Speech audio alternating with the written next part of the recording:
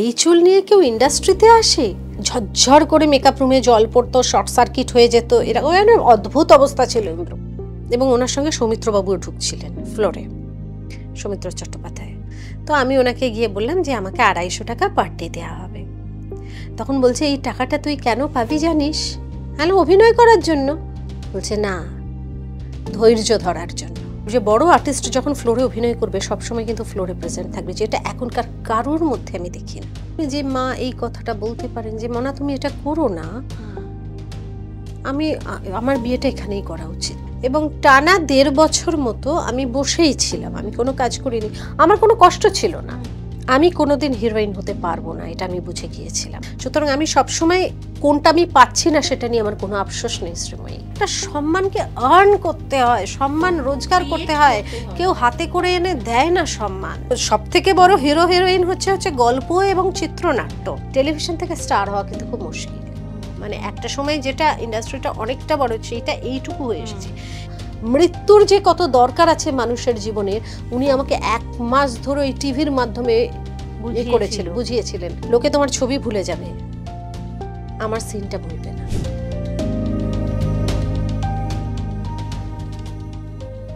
Welcome to the latest episode of my podcast Straight Up with Shri, an episode where we feature personalities, but those who have led inspiring journeys, real life people who've made it big, made it successful, but who haven't forgotten the essence and the authenticity of who they are.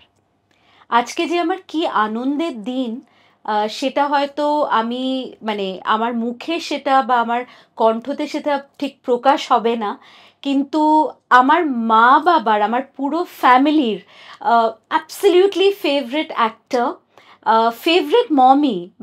In fact, my sister Geru, me, we all saw Chini and we said, oh my God, this is the mom that we all want, and very much like my late mother. What a pleasure it is to introduce Aparajita Oddo. কিন্তু দাঁড়াও, the introduction is not complete because খালি actor বললে হয়তো তোমাকে justice করা হবে না। তো কি বলা যায়, আমি তো অ্যাক্টর হিসেবে জানতাম, কিন্তু এই শোয়ের পড়াশোনা করাকালীন যখন আমি একটু রিসার্চ করতে আরম্ভ করলাম, my god, dancer, yoga practitioner, a very, very dedicated yoga practitioner, the results of which are, up close and personal. A woman of faith. Yes. And that'll be part of our discussion. A non-biological mother, not just to beautiful Gargi, like we foster Geru. She's been a mother to so many young, starlets or young upcoming actors in the business. Shobai onake ma bole সম্বোধন করে। তো আমার মনে হয় যে you are a mother's soul. Because আমার এই সিনেমাতে মহিলাদের এজ আর শারীরিক গঠন দিয়ে স্টিরিওটাইপ করাতে একটা প্রবলেম আছে, as mother or aunt or whatever, but you've smashed all those stereotypes. Aparajita, thank you so much for coming on the show. আপনারা দেখতেই পাচ্ছেন যে আজকে আমাদের সেটআপটা একটু ডিফারেন্ট, আরো সুন্দর, because we are actually very very honoured and grateful that Aparajita allowed us to shoot in her home. Thank you. And I see a wonderful statue of Buddha. So as a practicing Buddhist, I think this is a good sign. So on that note, you've completed almost 23 years, if I'm not mistaken. 28 years. 28 years. You have worked with multiple mediums. তুমি TV serial, feature film, OTT, ads, কোনটা নেই যেটা তুমি you haven't spread your wings সেখানে। তোমার জার্নিটা কি করে শুরু হলো? I know it's the most cliched beginning. জার্নিটা শুরু হলো তার কারণ হচ্ছে যে দেখো, প্রত্যেকে একটা স্বপ্ন নিয়ে বড় হয়। তো আমি এমন একটা মধ্যবিত্ত পরিবারের মেয়ে, আমার সোসাইটিটা এতটাই মধ্যবিত্ত ছিল, আমার চারপাশের বন্ধু বান্ধব, তাদের মানসিকতা, তাদের বেড়ে ওঠা, আমার স্কুল, সবকিছুই খুব একটা মধ্যবিত্ত মানসিকতার মধ্যে দিয়ে চলতে সাহায্য করত। আমাদের স্কুলের টিচাররা এসে বলতেন যে তুমি যদি ভালো করে লেখাপড়া না করো কিন্তু ভালো ছেলে বিয়ে করবে না। হুম। ওটা এটা ছিল বেঞ্চমার্ক। বেঞ্চমার্ক, ওটা ছিল একদম, একদম, ক্রাইটেরিয়া একদম। যে ভালো করে লেখাপড়া না করলে ভালো ঘরে বিয়ে হবে না। এবং সবসময় এই উপমাটাই দেওয়া হতো, ভালো করে লেখাপড়া না করলে তুমি টিচার হতে পারবে না, তুমি বড় কোথাও যেতে পারবে না, তুমি ভালো চাকরি পাবে না, তুমি বিদেশ যেতে পারবে না। এই কোনো কথা কখনো বলা হয়নি।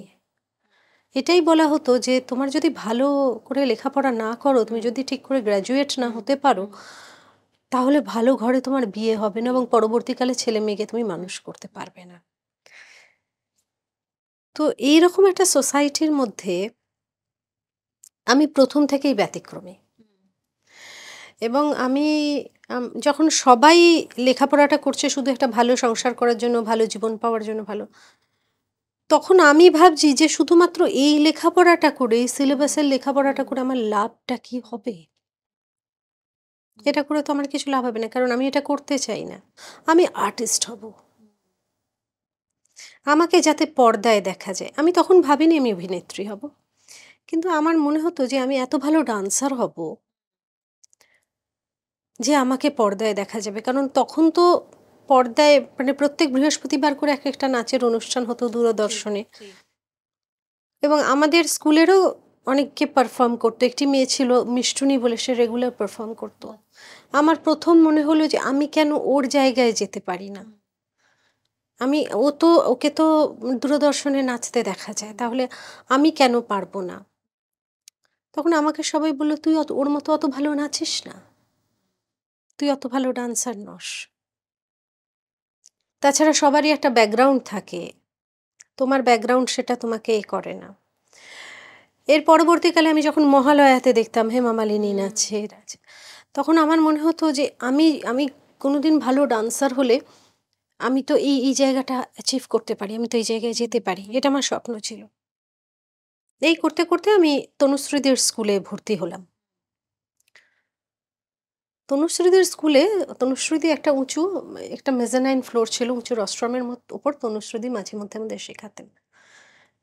আমি তনুশ্রীকে দিকে দেখতাম আর আমার একটা জিনিসই মনে হতো, মানে আমি না খুব ছোট ছোট স্টেপ ওঠার, আমার মনে হতো যে আজকে যে দিদিরা ওনার পাশে দাঁড়িয়ে আছে, ওনার গায়ে হাত দিয়ে কথা বলছে, আমি যদি কোনোদিন ভালো ডান্সার হতে পারি এবং এই স্কুলের টিচার হতে পারি, তাহলে আমিও তো ওনার হাত ধরতে পারবো, আমিও তো ওনাকে ছুঁতে পারবো।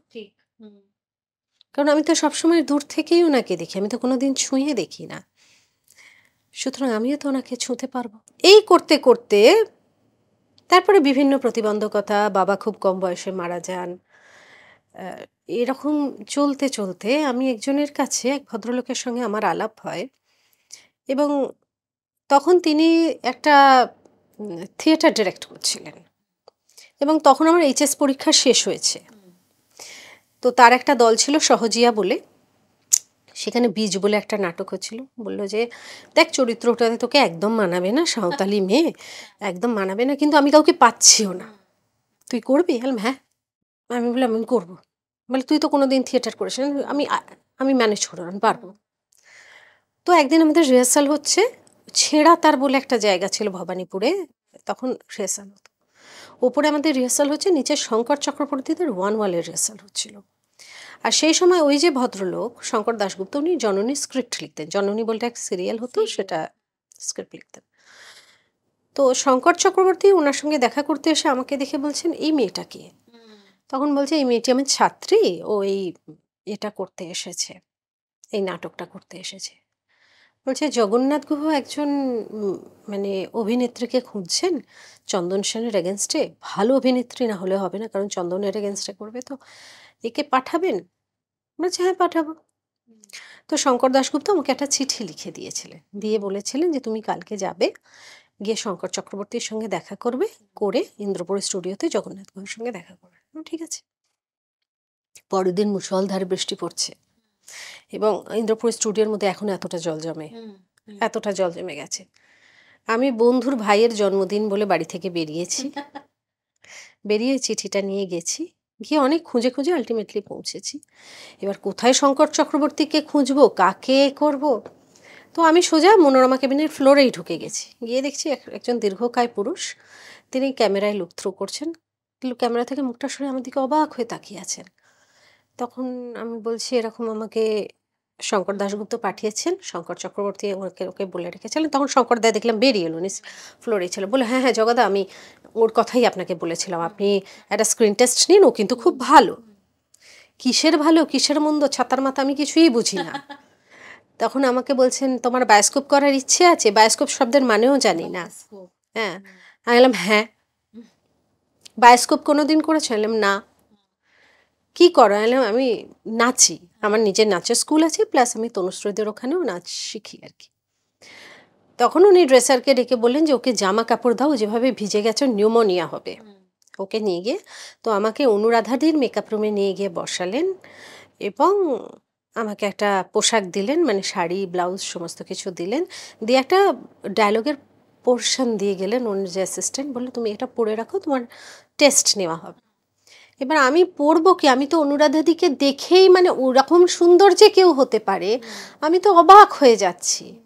এবার ওনার যে হেয়ার ড্রেসার ছিলেন মারা গেছেন, খুব ভালোবাসতেন আমাকে, শেখর কাকা। শেখর কাকা আমার চুলটা দেখে বলল যে এই চুল নিয়ে কেউ ইন্ডাস্ট্রিতে আসে? এ কোনো হেয়ার ড্রেসার এত চুল বাঁধবে না, এত বড় চুল, এত বড় হেয়ার চুল নিয়ে কেউ ইন্ডাস্ট্রিতে আসে? কোনো হেয়ার ড্রেসার বাঁধবে না, ও নিজেকেই হাত কোপা করে নিয়ে ঘুরতে হবে। তো যাই হোক, আমাকে ডাকা হলো বেশ অনেকক্ষণ পরে। আমি যখন এতে গেলাম তখন দেখলাম ডিরেক্টর ফ্লোরে নেই। উনি বললেন, মানে ওনারা অ্যাসিস্ট্যান্টরা বললেন যে তুমি এটা দাও, আমরা ওনাকে দেখাবো। তো আমি যখন ডায়লগটা বলছি তখন ডিরেক্টর ঢুকতে ঢুকতে বলছে এই মেয়েটা কে? তখন বলছে আপনি যার মানে অডিশন নিতে বললেন। তখন বললো এরকম অভিনয় করে নাকি?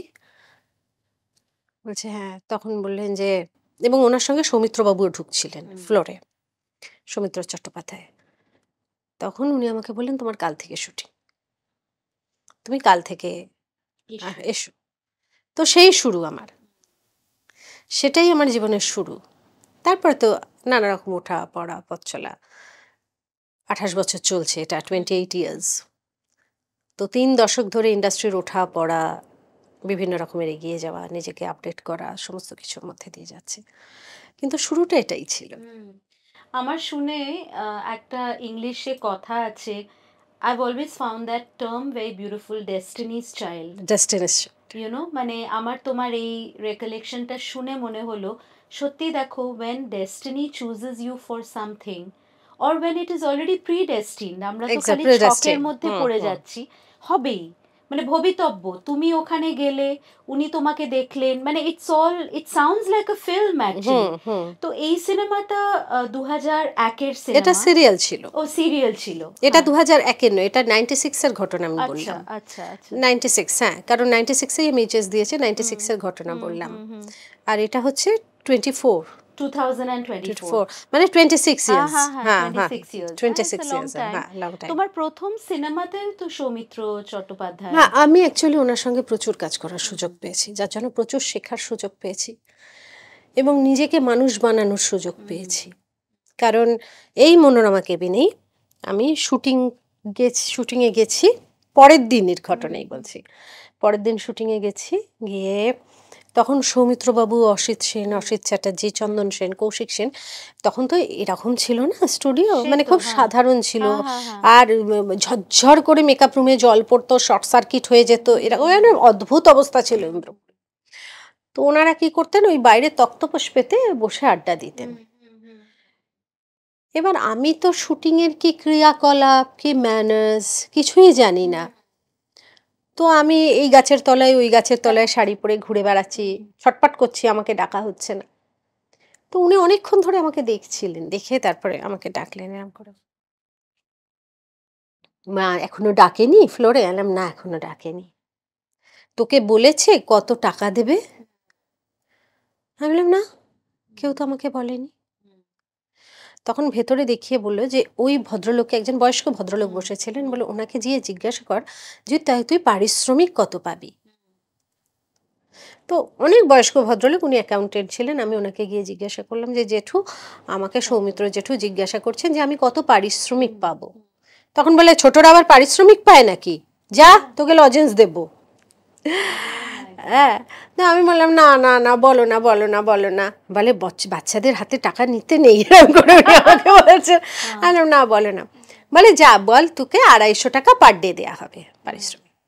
তো আমি ওনাকে গিয়ে বললাম যে আমাকে 250 টাকা পার ডে দেওয়া হবে। তখন বলছে এই টাকাটা তুই কেন পাবি জানিস? হ্যাঁ, অভিনয় করার জন্য। বলছে না, ধৈর্য ধরার জন্য। আমরা যে পারিশ্রমিক পাই সেটা আমাদের কাজের জন্য পাই না, আমরা যে ধৈর্যটা ধরি তার জন্য পাই।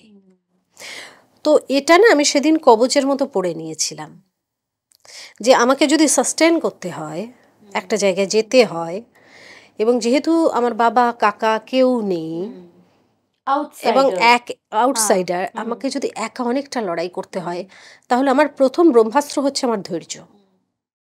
এখনো পর্যন্ত আমি সেটাই মানি। আমার ফার্স্ট যেটা দরকার হচ্ছে ধৈর্য, আর সেকেন্ড হচ্ছে অবজারভেশন, অভিনয় করতে গেলে যেটা লাগে। তো এইরকম ওনার সঙ্গে আমি প্রচুর শিখেছি। যেরকম আমার প্রথম সিরিয়ালেও উনি ছিলেন, আমার প্রথম ছবিতেও উনি ছিলেন, এবং তুমি আর আমি। এবং ওনার সঙ্গে আমি জীবনে প্রচুর কাজ করার সুযোগ পেয়েছি, এবং এত গল্প করেছি আমরা, এত কিছু শিখেছি। যেরকম আমরা একটা সিরিয়াল করতাম শিশিরের শব্দ বলে, উনি বলতেন তুই একটা কবিতা লিখে নিয়ে আসবি, আমি একটা কবিতা লিখে নিয়ে আসবো, কালকে কবিতার লড়াই হবে। বললাম ঠিক আছে। এবার কি হতো, আমাদের অনেক সকালে কল টাইম থাকতো, আমাকে বলতো অপা তুই কিন্তু চলে আসবি, কালকে মর্নিং ওয়াক করব। এবং সন্তোষপুর স্টেডিয়ামটা তখন খালি ছিল, ফাঁকা ছিল, এবং ওখানে স্টুডিও ছিল, একটা কোনায় একটা বিয়ে বাড়ি ভাড়া দেওয়া হতো, তারই একটা পোর্শন যিশুদাস স্টুডিও করেছিলেন, যিশুদাস দাশগুপ্ত। তো আমি গিয়ে, আমি তো আধা ঘুমে উঠে, আমি সকালবেলা উঠে পারিনি, যেহেতু উনি বলতেন, আমি গিয়ে ওনার সঙ্গে ওই যে পুরো মাঠটা উনি 5 পাক ঘুরতেন, এবং 5 পাক ঘুরতে ঘুরতে ঘুরতে ঘুরতে উনি আমাকে বিভিন্ন, মানে সত্যজিৎ রায়ের সঙ্গে ওনার কীরকম সম্পর্ক ছিল, কীরকম ভালোবাসতেন ওকে, কেন ওনাকে এত ছবিতে নিতেন, এরকম অনেক চরিত্র ছিল যেখানে ওনাকে মানাবে না, তাও সত্যজিৎবাবু ওনাকে পছন্দ করতেন বলে ওনার মনে হয়েছে যে আমাকে নেবেন না, কিন্তু সত্যজিৎবাবুর এতটাই কনফিডেন্স ছিল ওনার ওপরে। এরকম বহু গল্প করতাম, এবং আমরা ঘুরতাম 5 পাক। আর দেবেশ রায়চৌধুরী উনি ছুটতেন, উনি যেহেতু ফুটবলার ছিলেন, উনি প্রায় দৌড়াদৌড়ি করতেন।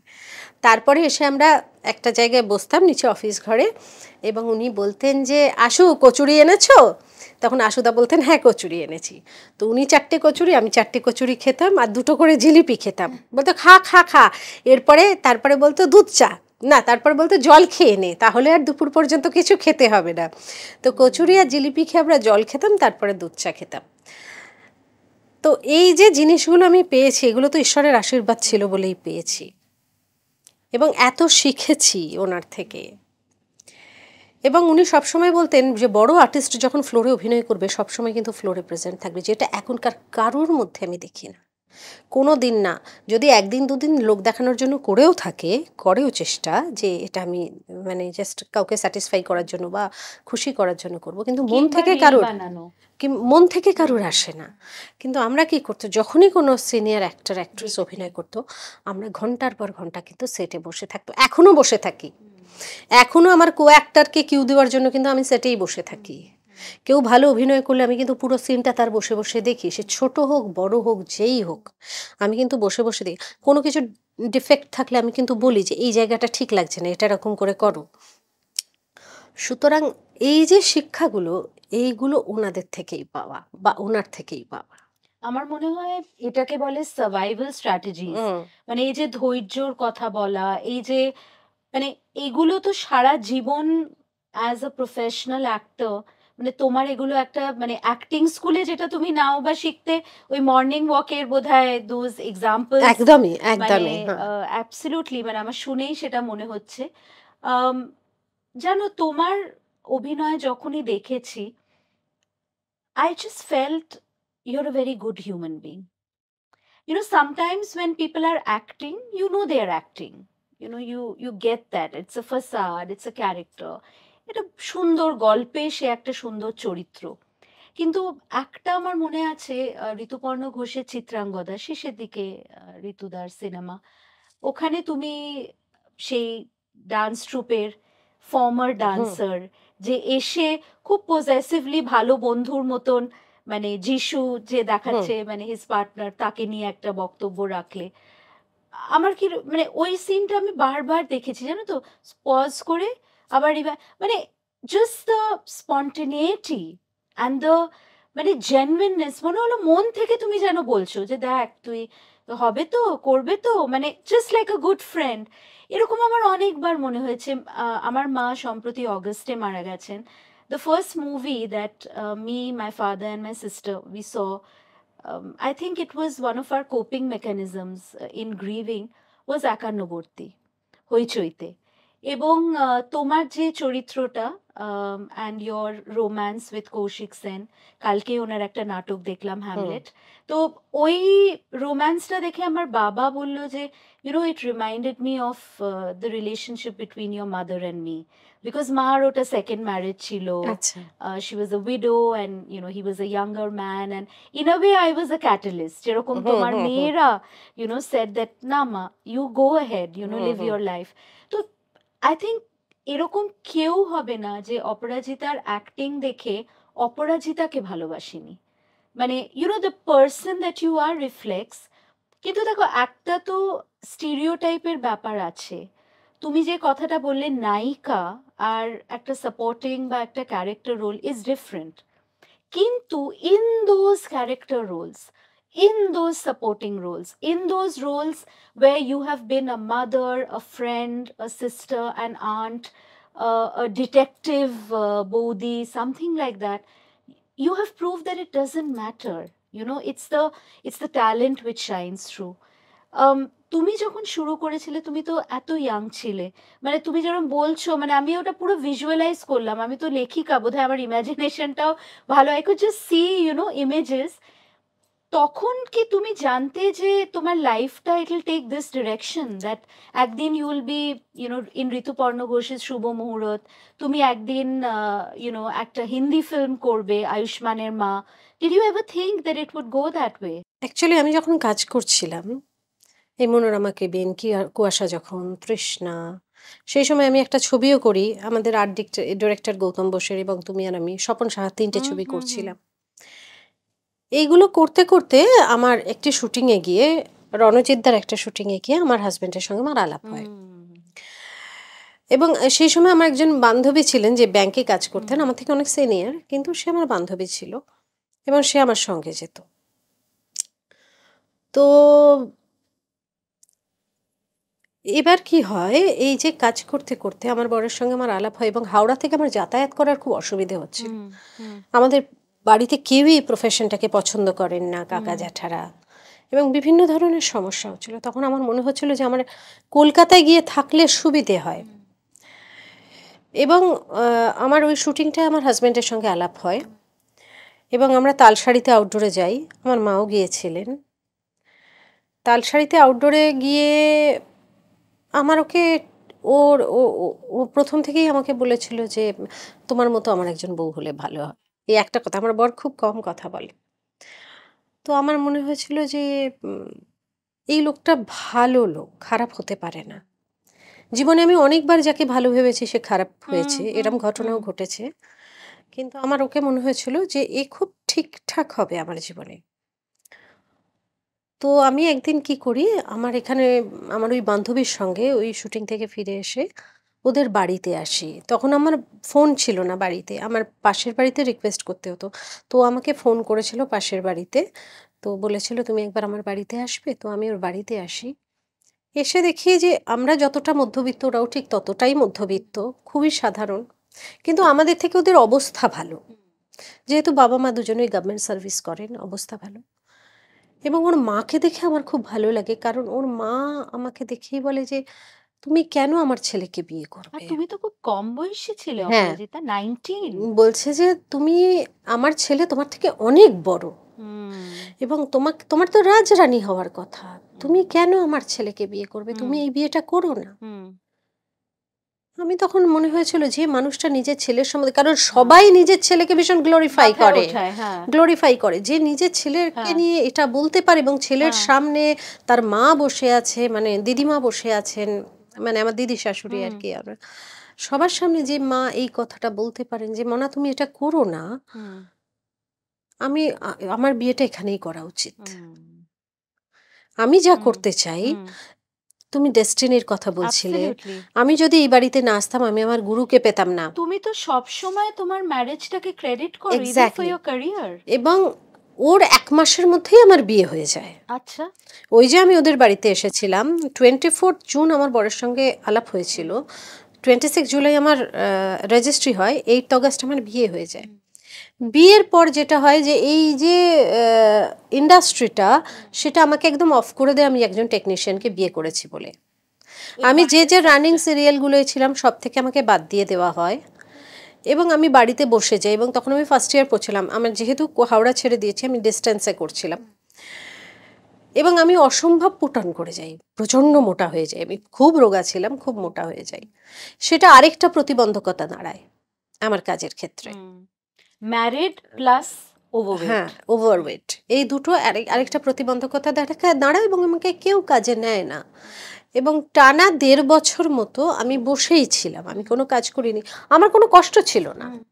আমার হাজব্যান্ড, আমার শ্বশুরমশাই, আমার শাশুড়িমা তিনজনে আমাকে তালা দিয়ে চলে যেতেন, আমি বাড়িতে বসে থাকতাম, খেতাম, দিতাম, পুতুল বানাতাম, হাতের কাজ করতাম, আবার সন্ধেবেলা এসে ওরা তালা খুলতো। আমি এরকম আমার জীবন ছিল, টানা 1.5 বছর আমি এইভাবেই কাটিয়েছি। আর ইয়েস, আর বেড়াতে যাওয়া মানে হচ্ছে মঙ্গলবার বিকেলে এবং শনিবার দিন বিকেলে ওই সিদ্ধেশ্বরী মন্দিরে বরের সঙ্গে রিক্সা করে পুজোতে দিয়ে, এর বাইরে কোন জীবনটা কিছু ছিল না, নাথিং। কিন্তু আমরা খুব হ্যাপি ছিলাম এবং আস্তে আস্তে আমি দেখলাম যে একা তো এইভাবে বাঁচতে পারবো না, সুতরাং আমাকে একটা জয়েন্ট ফ্যামিলি তৈরি করতে হবে বাড়িতে। সুতরাং অতনুর যে ভাই, মানে মামার ছেলে, যে সরিষাতে ছিল, সে তখন লাইফে ফ্রাস্ট্রেটেড হয়ে ভারত সেবাশ্রমে চলে যাবে ভাবছিল, তাকে আমি নিয়ে চলে আসি। আমার পিস্তুত ননদ, যে আমার বেস্ট ফ্রেন্ড, এখনো পর্যন্ত আমরা একসাথেই থাকি, যে গ্রামে থাকতো, দূরে থাকতো, তাকে আমি এরম করে, আমার কাকা শ্বশুর যিনি খুব খারাপ অবস্থায় ছিলেন দেশে, আমাদের গ্রামের বাড়িতে, তাকে আমি নিয়ে চলে আসি, আমার দিদি শাশুড়িকে আমি নিয়ে চলে আসি। এইভাবে আমরা 12 জনের একটা ফ্যামিলি তৈরি করি, মানে হয়ে যায় ওই 1.5 বছরের মধ্যে, ওই দুটো ঘরের মধ্যে। আমাদের তখন জাস্ট দুটোই ঘর ছিল। তো আমরা পর ওই মেঝেতে বিছানা পেতে শুতাম আর সকালবেলা সেই বিছানা তুলে নিয়ে আবার যে যার কাজে যেতাম। এইভাবে আমরা একটা জয়েন্ট ফ্যামিলি তৈরি করি, কারণ আমি বুঝি যে শুধুমাত্র একা একা বাঁচা যায় না, কারণ যেহেতু আমি জয়েন্ট ফ্যামিলির মেয়ে। এবং সেই সময় আস্তে আস্তে যখন 2000 সাল আসে, 99-এর শেষ দিকে, তখন স্যাটেলাইট চ্যানেল আসতে শুরু করে, তখন জি বাংলা আলফা বাংলা বলে লঞ্চ করে, ইটিভি লঞ্চ করে, আবার আমার কাছে কাজ আসতে শুরু করে। এবং সেটা কিরমভাবে ডাক এলো, ওই যে মনোরমা কেবিনে আমাকে শাড়ি দিয়েছিল, যে বলেছিল, ওই শিবুদা, আমাদের পাড়ার শিবুদা আমার হাজব্যান্ডকে বলে, তোর বউ আর কাজ করবে না? বলে, সেরম তো কোনো দিন কিছু বলতে টলতে শুনি না। শিবুদা বলে, এরকম স্যাটেলাইট চ্যানেল আসছে, আমারও একটা প্রডিউস করার কথা হয়েছে, একবার পাঠাতো অপাকে। তো কাজের জন্য তখন আমাদের ইন্ডাস্ট্রিতে বসার কোনো জায়গা ছিল না, ছোট্ট একটা শিবুদার ঘর ছিল যেখানে ওই জামা কাপড় রাখা হতো, গোডাউন ছিল, আমি সেখানে টুলে বসে থাকতাম এবং যে প্রডিউসার আসবে তার সঙ্গে উনি আলাপ করিয়ে দিতেন, আমি কথা বলে চলে আসতাম। মানে আমাদের কোনো দাঁড়ানোর বসার জায়গা ছিল না 91 স্টুডিওতে আমি গিয়ে। এবং এইভাবে আবার আস্তে আস্তে কাজ শুরু হয়, একসঙ্গে 5টা সিরিয়ালে। কিন্তু আমি একটা জিনিস বুঝি যে হিরোইন যারা হবে তারা একটা অন্য জায়গা, আমি কোনোদিন হিরোইন হতে পারবো না, এটা আমি বুঝে গিয়েছিলাম। আমি বুঝেছিলাম যে আমি যদি হিরোইন হতে চাই তাহলে আমার খুব তাড়াতাড়ি শেষ হয়ে যাবে জীবন, কারণ হিরোইন হয়ে, হ্যাঁ, আমি যদি হিরোইন হতে চাই তাহলে আমি একটা ছবি করব, দুটো ছবি করব, কারণ হিরোইন একটা অন্য ব্যাপার, অন্য ইকুয়েশন। কিন্তু আমি যদি অভিনেত্রী হব ভাবি, তাহলে কিন্তু আমি নিজেকে তৈরি করে ফেলবো, আর আমাকে এখন বাঁচলে চলবে না যে আমি কি ক্যারেক্টার করছি, আমাকে ওইটা ভাবলে চলবে না যে আমি এটা করব না, আমি যে চরিত্র পাবো সেটাই আমাকে করতে হবে এবং সেটাই আমাকে 100% দিয়ে করতে হবে। সেই জন্য আমি যখন এক আকাশের নিচে শুরু করি, এক আকাশের নিচেতে আমার অনেক বড় ছেলে, কিন্তু তখন আমার বয়সের তুলনায়, তখন আমার 22 বছর বয়স, সেই তুলনায় আমার ছেলে যাকে দেখানো হয়েছিল সে কিন্তু অনেক বড়, যথেষ্ট বড়।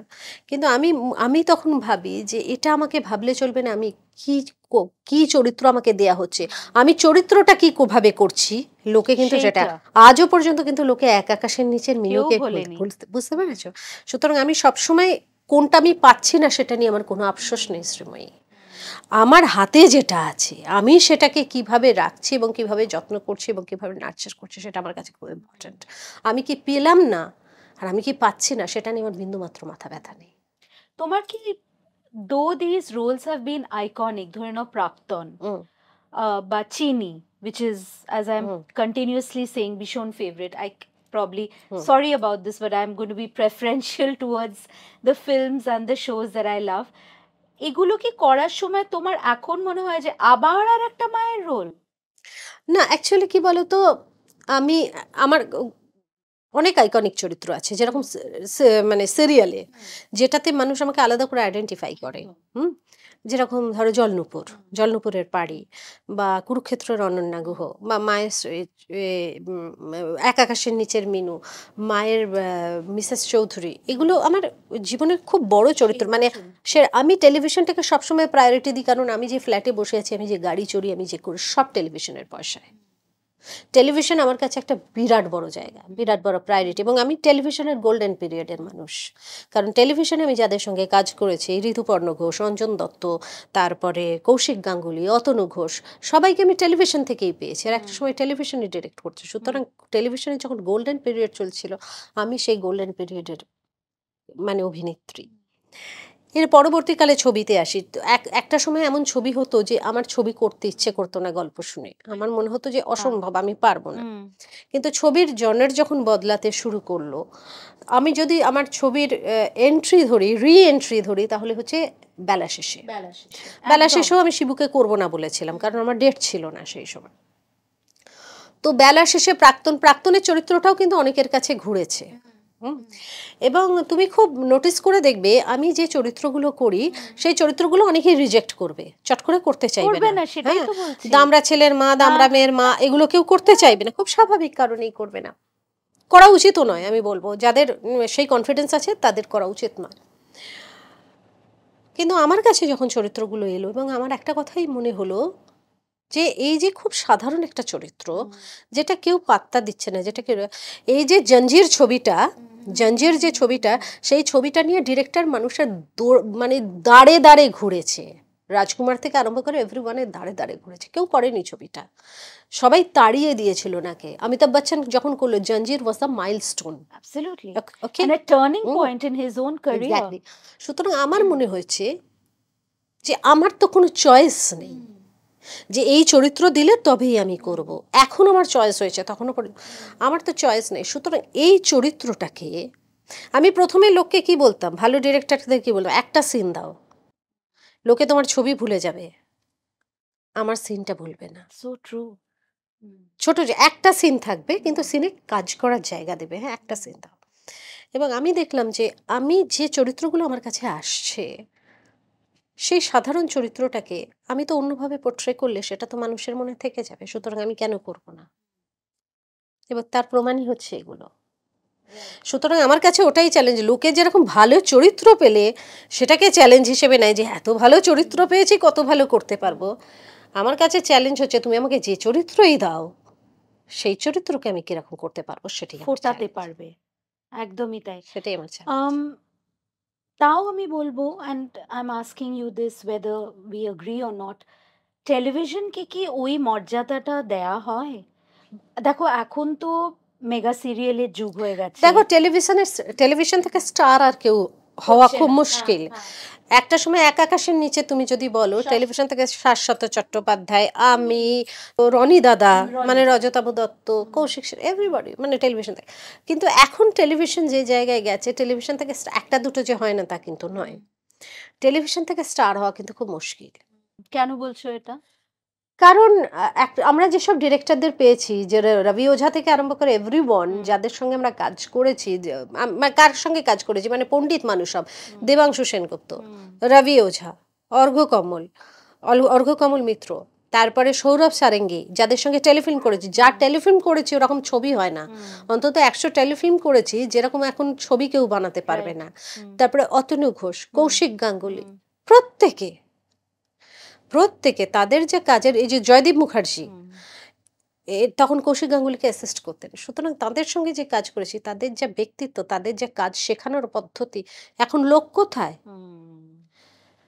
এখন ডিরেক্টর নিজে অভিনয়টা বোঝে, যারা সিরিয়াল ডিরেক্ট করে কতক্ষণে ফুটেজ দেবে, কিভাবে ফুটেজ তুলবে, না তারা পার্সপেক্টিভ বোঝে, না তারা অ্যাঙ্গেল বোঝে, না তারা কি মানে তাদের কোনো দোষ নেই, তারা কি করবে, তাদের কোনো দোষ নেই। তার মধ্যেই যে কেউ কেউ কাজ করে, এই যে রাজেন কি অসাধারণ কাজ করে, টেলিভিশনে এই কাজ করে, কি অসাধারণ, আমি দেখে মুগ্ধ হয়ে যাই। তার মধ্যেই যে কেউ ভালো করে না তা না, কিন্তু সেই স্পেস, সেই জায়গা, সেই সময়, সেই স্ক্রিপ্ট সব তো লাগবে। সবার আগে তো সব থেকে বড় হিরো হিরোইন হচ্ছে গল্প এবং চিত্রনাট্য। গল্প হচ্ছে হিরো, চিত্রনাট্য হচ্ছে হিরোইন। এটা যদি ভালো না হয়, তুমি অমিতাভ বচ্চনকে নিয়েও কি করবে, সেও ফেল করবে। সো এই দুটো তো সবার আগে ইম্পর্টেন্ট। আমি একটা ভালো গল্প দিয়ে শুরু করলাম, 1 মাসের মধ্যে সেটা গেড়িয়ে গেল, 3 মাসের মধ্যে সেটা জাল গুটিয়ে চলে গেল, লাভ কি হলো? শুধুমাত্র, এবং সব থেকে বড় কথা, এখন টেলিভিশনে আমাদের অভিনয় করার যে মুশকিলটা হয়েছে শ্রীময়ী, সেটা হচ্ছে বদনাম। কারণ এই সোশ্যাল মিডিয়া যবে থেকে শুরু হয়েছে, তবে থেকে যারা ভার্চুয়ালি যারা অ্যাবিউজ করে, তাদেরকে তো আমরা জায়গা খুলে দিয়েছি, ভীষণভাবে খুলে দিয়েছি, এবং আর্টিস্টদের সব থেকে বেশি প্রবলেম হয়েছে। এবং একটা সিরিয়াল বন্ধ হলে মানুষ এমনভাবে অ্যাটাক করে যেন সিরিয়ালটায় প্রডিউসার আমি ছিলাম, গল্পটাও আমি লিখতাম, ডিরেকশনও আমি দিয়েছিলাম, এবং আমার চ্যানেল, বুঝতে পেরেছো? এমনভাবে আমি যে শুধুমাত্র সেখানে আমার ভূমিকা ছিল অভিনয়, কারণ স্ক্রিপ্ট রাইটারকে ফোন করেও ধরা যায় না। হ্যাঁ, যে আমি যে গল্পটা শুনবো, যে ফারদার গল্পটা বলবে আমাকে, তার সময় নেই, তার সময় নেই। সুতরাং অনেক রকমের প্রতিবন্ধকতা আছে, জায়গাটা আগের মতো নেই।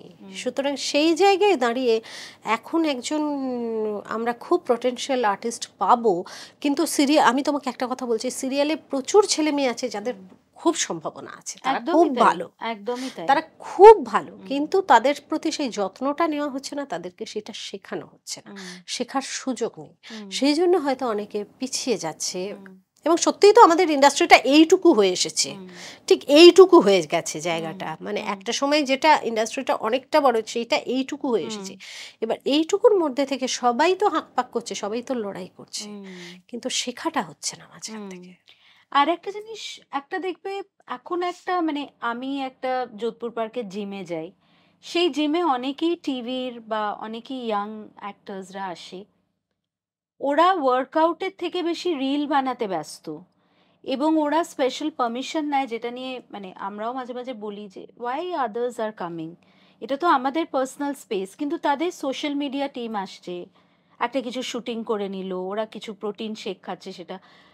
এবং একদিন আমি একটা মেয়ের সাথে কথাও বলছিলাম, ও খুব মানে একদম অনেস্টলি আমাকে বললো যে দেখো সিময়দি, আজকাল ইনস্টাগ্রাম দেখে কাজ হয়, হ্যাঁ, তো আমার তো লাইক ফলোয়ার এগুলো বাড়াতেই হবে। একটা যেটা অনুরাগ কাশ্যপ একটা ইন্টারভিউতে বলেছিল, এটা আমি অনেকবার আমার পডকাস্টেও মানে রিপিট করেছি, যে আগে কি ছিল, একটা মেকআপ দাদা আসতো, একটা ম্যানেজার আসতো, এখন তো একটা অন্তরাস, মানে একটা রিল বানানোর লোক, একটা এই একটা তাই, কত রকম ব্যাপার। তো একটা ও তখন বলছে যে দেখো আমার if I don't get work, any kind of work, I am ready to do endorsement.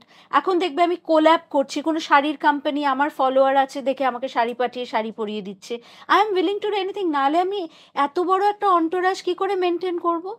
তো এই যে একটা প্রেশার, তুমি তো অনেক পরে সোশ্যাল মিডিয়াতে নিজেকে প্রকাশ্যে এনেছো, আমরা কথা বলছিলাম এটা নিয়ে অফ দ্য রেকর্ড, যে কোভিডের সময়টা থেকে you have a YouTube channel as well. Do you feel that pressure, because তুমি তো নিজেকে এতবার রিইনভেন্ট করেছো? অ্যাকচুয়ালি তোমাকে আমি যেটা বলি যে অফকোর্স প্রেশার, খুব ঠিক কথা। 20 সালের আগে আমার কোনো সোশ্যাল মিডিয়া অ্যাকাউন্ট ছিল না তো, কিন্তু 20 সালে যখন কোভিড এলো, এবং সবার আগে তো আমাদের ইন্ডাস্ট্রি বন্ধ হলো, ফার্স্ট আমাদের ইন্ডাস্ট্রি, সবকিছুতে আমাদের ইন্ডাস্ট্রি আগে বন্ধ হয়।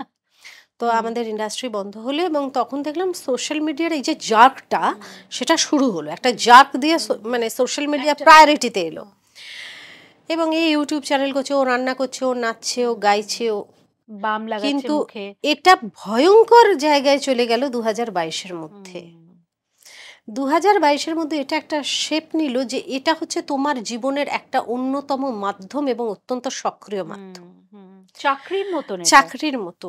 এবং যেটা হলো যে একটা উইং খুলে গেল এটার, যে এরও একটা মানে টিম, এর একটা এডিটর, এর একটা মানে সমস্ত কিছু মিলিয়ে মিশিয়ে। এবং প্রথম যখন আমরা এসেছিলাম ইন্ডাস্ট্রিতে তখন ব্যাগে করে জামা কাপড় নিয়ে যেতাম, জানো তো, গিয়ে ক্যামেরাম্যানকে দেখাতাম, ক্যামেরাম্যান বলতো হ্যাঁ এটা পরো, এটা দেয়ালের এগেনস্টে ভালো লাগবে, এটা ক্যামেরাম্যান ঠিক করে দিত।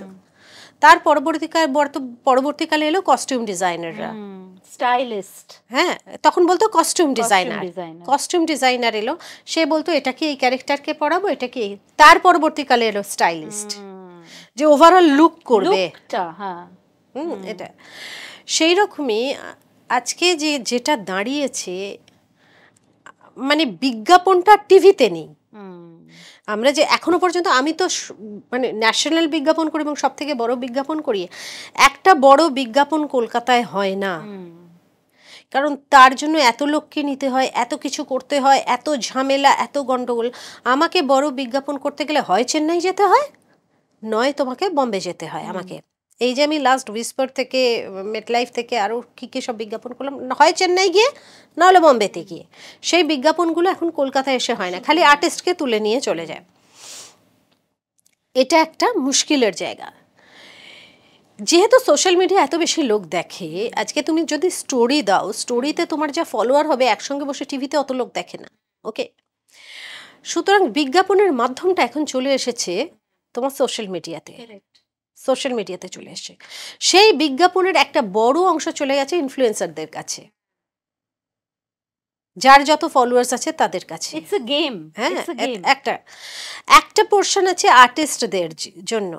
এবার আর্টিস্টের ফলোয়ার অনুযায়ী সে সেই কোলাবটা পায়, সেই বিজ্ঞাপনটা পায়, বুঝতে পেরেছ? সুতরাং এটা তো একটা মাধ্যম হয়ে গেছে। এবং যত বম্বে থেকে যত কাস্ট করবে, আগে তোমাকে ইনস্টাগ্রামে দেখবে তোমার রিলে, এবার তুমি ভূত না প্রেত, তুমি কি পারো না, তুমি যা রিলে করলে তা দিয়ে তো ম্যাটার করবে না। এবং এরা ভুড়ি ফেলও করে, এটা ঘটনা আমাদের। কিন্তু তৎসত্ত্বেও এখন হচ্ছে তোমাকে ইনস্টাগ্রামে দেখবে, তোমাকে ফেসবুকে দেখবে। এবং আমাদের এখানে অনেক বড় অ্যাক্টাররা আছেন যাদের ইনস্টাগ্রামে অ্যাকাউন্ট নেই। কোনো একটা বড় কোলাব হবে, কোনো একটা বিজ্ঞাপন হবে, তার আগেই বলবে না ওনার ইনস্টাগ্রামে অ্যাকাউন্ট নেই, ওনাকে বাদ দাও। ইয়েস, মানে ঢোকার আগেই আউট। হ্যাঁ, ওনাকে, ওটা তো হবে না। আমি যদি রেফার করি যে আমার এগেনস্টে ওকে নাও, তখন বলবে না দিদি ওর তো না, ইনস্টাগ্রামে তো ওনার অ্যাকাউন্ট নেই। এবার এই যে ইনস্টাগ্রামের অ্যাকাউন্টের চোটে কি হয়েছে, এটা তো রেগুলার একটা ফিড করানোর ব্যাপার, ছবি তোলো রে, রিল বানাও রে, ভিডিও করো রে, অমুক করো রে। এবার কি হচ্ছে, আজকে আর্টিস্টের সম্মানটা ধুলোয় মিশেছে এই সোশ্যাল মিডিয়ার জন্য। আমি কি, তোমার তো জানার কথা নয়, আমার অভিনয়টা শুধু দর্শকরা দেখলেই হবে, আমার নাচটা দর্শকরা দেখলেই হবে, যেটা দর্শকদের জন্য আমি তৈরি করেছি। আমি বাড়িতে কি দিয়ে রান্না করি, আমি কি করি, আমি বন্ধু বান্ধবের সঙ্গে গল্প করি, যাই করি না কেন, এবার আমি না দিলেও আমার বন্ধু দিয়ে দিচ্ছে। এবার সমস্ত কিছু মানুষের সামনে এসে গেছে। সমস্ত কিছু মানুষের সামনে এসে যাওয়ার ফলে কি হচ্ছে, কিছু আছে যারা মানুষের ভাবনাকে ধর্ষণ করে, ম্যাক্সিমাম অনেক একটা বিশাল দল আছে, বিরাট দল আছে। তারা কি করবে, সবার আগে তোমাকে অ্যাটাক করবে বিভিন্নভাবে, নোংরা কথা বলে তারা ভীষণ আনন্দ পায়। এবং আমার কোনো সময় মনে হয় তাদেরকে আনন্দ দেওয়ার জন্য আমরা এগুলো করছি, যে যাতে তারা বলার সুযোগ পায়। আমার যেরকম ইনস্টাগ্রামের কমেন্টসটা বন্ধই করা আছে, আমি কোনোদিন খুলিও না। আমার মনে হয় যে তারা যেহেতু নোংরা কথা বলবে, তারা আমার ভাবনাকে ধর্ষণ করবে, যেহেতু আমাকে ধর্ষণ করার জন্য সামনে পাচ্ছে না, এবং স্ত্রী পুরুষ নির্বিশেষে আর কি ধর্ষণ করবে, নোংরা কথা বলবে, সেই জন্য আমরা এত খরচা করছি, আমরা এত টাইম দিচ্ছি, আমরা এত লেবার দিচ্ছি প্রত্যেকটা মানুষ।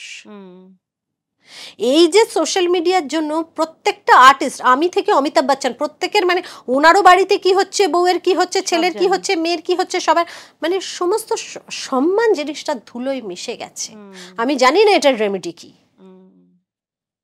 এটার কি রেমেডি আমি জানি না, কিন্তু এটা ঘটনা যে আমরা হচ্ছে সোশ্যাল মিডিয়ার, স্পেশালি যারা মানে সফট টার্গেট আর কি, তারা হচ্ছে শিকার।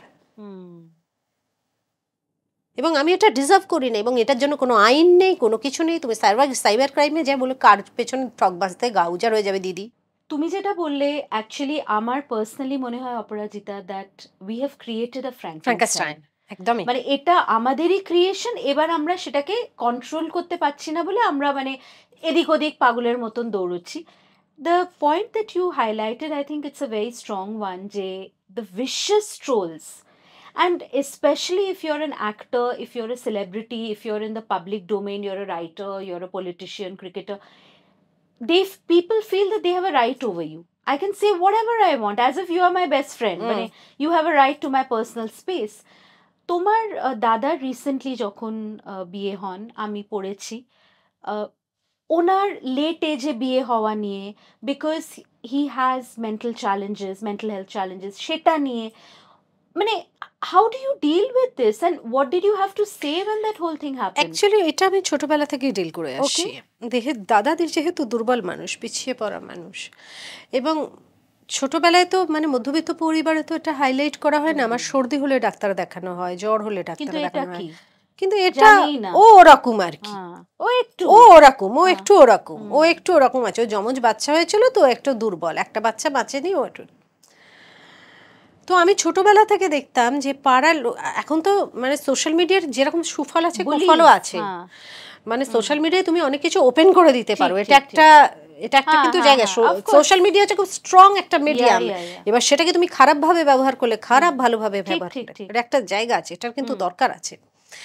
তো আমি ছোটবেলা থেকে দেখতাম যে ওকে বিভিন্ন লোক ধরে রাখতো, বিভিন্ন লোক ধরে নাচাতো, মাথায় চাটি মারতো, চুল ধরে টানতো, সো ক্রুয়েল।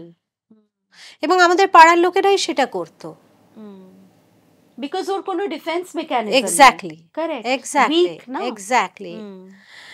এবং ওকে ধরে ধরে আমার কথা জিজ্ঞাসা করতো, বুঝতে পেরেছো, অনেক রকম।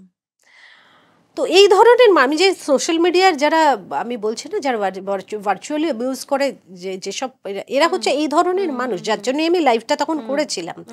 যে আমার দাদার লেট ম্যারেজ কেন, সেটা তো তোমরা খুব ভালো করেই জানো যে তখন বিয়েটা দেওয়া সম্ভব হয়নি, এবং তখন আমার দিদিমা খুব চাইলেও মা সেটা কি করবে না করবে এই ভেবে ভেবে ভেবে ভেবে তারপরে ওরও ভাই মারা গিয়েছিল, মানে উনি সকালবেলা উঠে দেখছেন যে ওনার ভাই মারা গেছে। এবার তার ছেলে মেয়েদের মানুষ করা, মা আছেন, সমস্ত কিছুকে গুছিয়ে মানে এতগুলো বছর তো মানে আমি যবে থেকে ওই বাড়ি ছেড়েছি, আমার 97-এ বিয়ে হয়েছে, 98 থেকে রানী দিদি আমার যা কাজকর্ম বাড়িতে তাই করে, জায়গাটা নিয়েছেন বাড়িতে। সেই দিদাকে নিয়ে মামার বাড়ি নিয়ে যাওয়া থেকে আরম্ভ করে মায়ের পেনশন তোলা থেকে আরম্ভ করে সমস্ত কিছু, কিন্তু আমাদের সময়টা চলে গেছে হাত দিয়ে, কিছু করার ছিল না তখন। তারপরে মায়ের অসুখে আমার মা ওয়াজ বাইপোলার ডিসঅর্ডার, তার থেকে বিভিন্ন ধরনের মুড সুইং করতো, বিভিন্ন হতো, আজকে একে ভালো লাগছে তো কালকে লাগছে না, কালকে এইরকম পরিস্থিতিতে তো কাউকে মানে কারোর যদি গ্যারান্টি না দেওয়া যায় তাহলে তো আরেকটা মানুষকে তার সম্মানের অসুবিধে হবে, তার তো সম্মানে প্রত্যেকে তো সবার আগে দরকার হচ্ছে সম্মান। শ্রীময়ী, আমি যেটা সোশ্যাল মিডিয়ার ক্ষেত্রে বলি যে যেটা নষ্ট হয়, সম্মান নষ্ট হয়, একটা সম্মানকে আর্ন করতে হয়, সম্মান রোজগার করতে হয়, কেউ হাতে করে এনে দেয় না সম্মান। সুতরাং আমি যদি একটা মানুষকে প্রপার রেসপেক্ট আমার বাড়িতে এনে না দিতে পারি তাহলে আমি কি দেবো তাকে? আজকে একজন আমি বুঝছি তার মানসিক সমস্যা আছে, কিন্তু রেগুলার তার সঙ্গে ডিল করাটা তো ডিফিকাল্ট। আমি মেয়ে, আমাকে করতেই হবে, বাট ও তো দায়বদ্ধ না, ও করছে, ও আমার মায়ের মুড সুইং এর সঙ্গে এত বছর ধরে করে তাকে মানিয়ে। হ্যাঁ, মা তো অ্যাকচুয়ালি মা যে বাইপোলার ডিসঅর্ডার সেটা তো ধরা পড়লো মায়ের ফিমার বোন ফ্র্যাকচার হওয়ার পরে। হ্যাঁ, তখন এতটাই বেড়ে গেল ওটা। তার আগে আমরা মাকে ভীষণ ভয় পেয়ে রাগি, মায়ের ওরকম মুড সুইং হয়, এটা মেনে নিয়ে চলেছি, কিন্তু মা তো কোনোদিন মুডি। এক্স্যাক্টলি। তারপরে ডাক্তার বললো যে এখন উনি যে স্টেজে এসে দাঁড়িয়েছেন ওনাকে মেডিসিন চালু করতে হবে। তারপর তো যা হবার 2 বছরের মাথায় হলো। তো প্রচুর যত্ন, ওই রানী দিদির, আমার বৌদির আজকে প্রচুর, উনি সুপারভাইজ করতেন, সমস্ত কিছু করতেন, নিজের স্কুল সামলে সমস্ত কিছু করে, কারণ আমাকে তো রোজগার করতেই হবে, আমি তো বসে থাকলে হবে না। এবং তুমি জানো যে, তুমি তো নিশ্চয়ই জানো যে বাড়িতে একজন পেশেন্ট থাকলে কি জলের মতো টাকা খরচা হয়, জলের মতো। তো সমস্ত কিছু করে তারপরে আমাদের মনে হলো যে এখন this is the time, right time. কারণ আমি খুব সোলে বিশ্বাস করি যে মানুষের হয়তো এই দেহটা ছেড়ে যায় কিন্তু আত্মাটা তো থাকে। তো তার প্রতি আমাদের রেসপন্সিবিলিটি থাকে। একটা আত্মাকে মুক্তি দেওয়ারও যে আমাদের রেসপন্সিবিলিটি থাকে, তার প্রপার উপাচার করা, তার প্রপার পিণ্ডদান করা, তার সমস্ত কিছু করা আচার অনুযায়ী, সেই সময় সুতরাং তার প্রতি কমিটমেন্টও থাকে যে সে যেটা চেয়েছিল সেটাকে সম্মান দেওয়া, এবং সবাই মিলে সেটা সর্বজন স্বীকৃত হলে, সবাই মিলে মত দিলেই তবে সেটা হয়। তো তখন মানে যখন সেটা পেলাম তখন হলো। বা তোমার লাইফটা আমার মনে হয় অপরাজিতা ওয়াজ সো ইম্পর্টেন্ট বিকজ তুমি দেখবে care givers and family of those with mental health trauma or challenges or diseases, তারা কিন্তু ইনভিজিবল হয়ে যায়। হুম বিকজ কেয়ার গিভিং জিনিসটাই এত ইমোশনালি, ফিজিক্যালি, ফাইন্যান্সিয়ালি, মেন্টাল হেলথের দিক থেকে ড্রেনিং, যে তখন মনে হয় যে আমি নেই, মানে আমি খালি ছুটে বেড়াচ্ছি, আমার যেটা হয়েছিল, খালি ছুটে বেড়াচ্ছি, আজকে রক্ত, কাল মানে আমার কি, আমার এখন my whole life is at the back seat, তাও আমি ওর মধ্যেই আমার মানে লাইক ইউ আমার পডকাস্ট চালিয়ে যেতে হয়েছে because I had started this, I had broken my FDs to invest. I said না, এটা আমাকে আমার টিম জানে মানে কি কষ্টের মধ্যে, মানে একটা 20 মিনিট ব্রেক হয়েছে, আমি ফোন করে অ্যাম্বুলেন্স এসছে, স্ট্রেচারে নিয়ে যাচ্ছে, মানে দ্যাট কোঅর্ডিনেশন। অলসো আমার মনে হয় টকিং অ্যাবাউট মেন্টাল হেলথ, যেটা তুমি আজকে বলছো, একটা ইন্ডিয়ান মিডল ক্লাস ফ্যামিলিতে mental health is the most silent curse. Exactly. Right? And especially when it comes to a mother. I lost my biological father to schizophrenia. I mean, I've never My said brother this on is the also show. schizophrenic. Okay, yeah. Hmm So, I mean, আমি বাবাকে একদমই মানে I don't hmm remember him at all, but he died of suicide. And মাকে পুরোটা face করতে হয়, মানে social stigma, ফ্যামিলির দিক থেকে শি গট সাপোর্ট, বাট যেরকম আমি ছোটবেলা থেকে দেখতাম একটা গায়ে হলুদে আমার মাকে যেতে দেওয়া হতো না। তারপরে সবসময় একটা বলা হতো ব্যাড ব্লাড, মানে আমাকে দেখিয়ে আমি ভাবতাম ব্লাড কি করে ব্যাড হয়, মানে ব্লাড তো ব্লাডই হয়, রেড, সবারই রেড, মানে ব্যাড, গুড, আগলি, ব্লাডের মধ্যে কি আছে?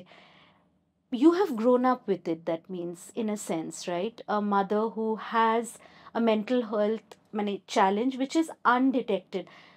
এটা নিয়ে আমি তোমাকে বলবো বিকজ আই হ্যাভ সিন, যখন ধরে নাও মেয়েদের মন খারাপ হয়, আমাদের পিএমএস নিয়ে কি অসভ্য জোকস করে, মেয়েরাই করে। অফিসে এটা আমার সাথে হয়েছে, আমার সাংঘাতিক পিসিওডি ছিল, এন্ডোমেট্রিওসিস ছিল, যে জন্য I have menopaused at the age of 46, but ওটা নিয়ে ও শিজ পিএমএসিং, ও she's always in a bad mood, period problems, মানে মেয়েদের যে একটা মানসিক, মানে স্পেশালি আ মাদার, সে পুরো সংসারের চাপটা নিয়ে, I also don't know if my own mother ever recovered from the trauma, মানে মার যে hyper tension, anxiety probably stemmed from the fact that she was a caregiver.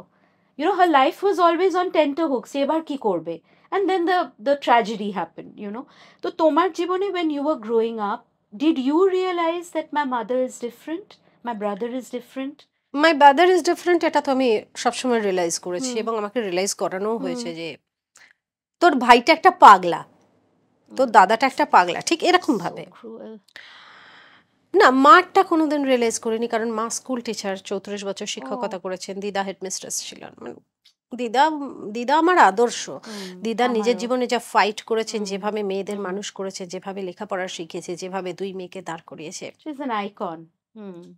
উনি মানে ওনার কোনো উনি তুলনাহীন না। আমার মায়ের ব্যাপারটা সেটা ছিল, আমি রিয়েলাইজ করতাম যে মা কিছুই বুঝতে চান না, মা যেটা নিজে মনে করেন সেটা করেন, মানে ভালো তো ভালো, খারাপ তো খারাপ। মানে উনি যদি বলেন এখন রাত্রি তো রাত্রি, এখন দিন তো দিন, ওনার হ্যাঁতে তোমাকে হ্যাঁ মেলাতে হবে, না হলে তুমি যেই হোক পৃথিবীর সব থেকে খারাপ মানুষ তুমি। এবং আমার সঙ্গে মায়ের যেটা ছিল, যেটা আমার খুব মানে আমার জীবনে একটা বিশাল মানে নিঃশ্বাস প্রশ্বাসের প্রবলেম হয়ে গিয়েছিল। মানে আমার মা না, আমার মাকে কোনো সত্যি কথা বলা যেত না, মা নিতে, মানে আমি কোথাও ঘুরতে যাব মা নিতে পারবে না, আমি কোনো রেস্টুরেন্টে খেতে যাব মা নিতে পারবে না, মাকে বলা যাবে না, মানে আমায় যা কিছু করতে হবে মাকে নিয়ে করতে হবে, না হলে মাকে লুকিয়ে করতে হবে। এবং মাকে নিয়ে করলেও তা থেকেও অনেকগুলো প্রশ্ন, এটা কেন হলো, ওটা কেন করলি, এইভাবে কেন হলো, ওইভাবে কেন।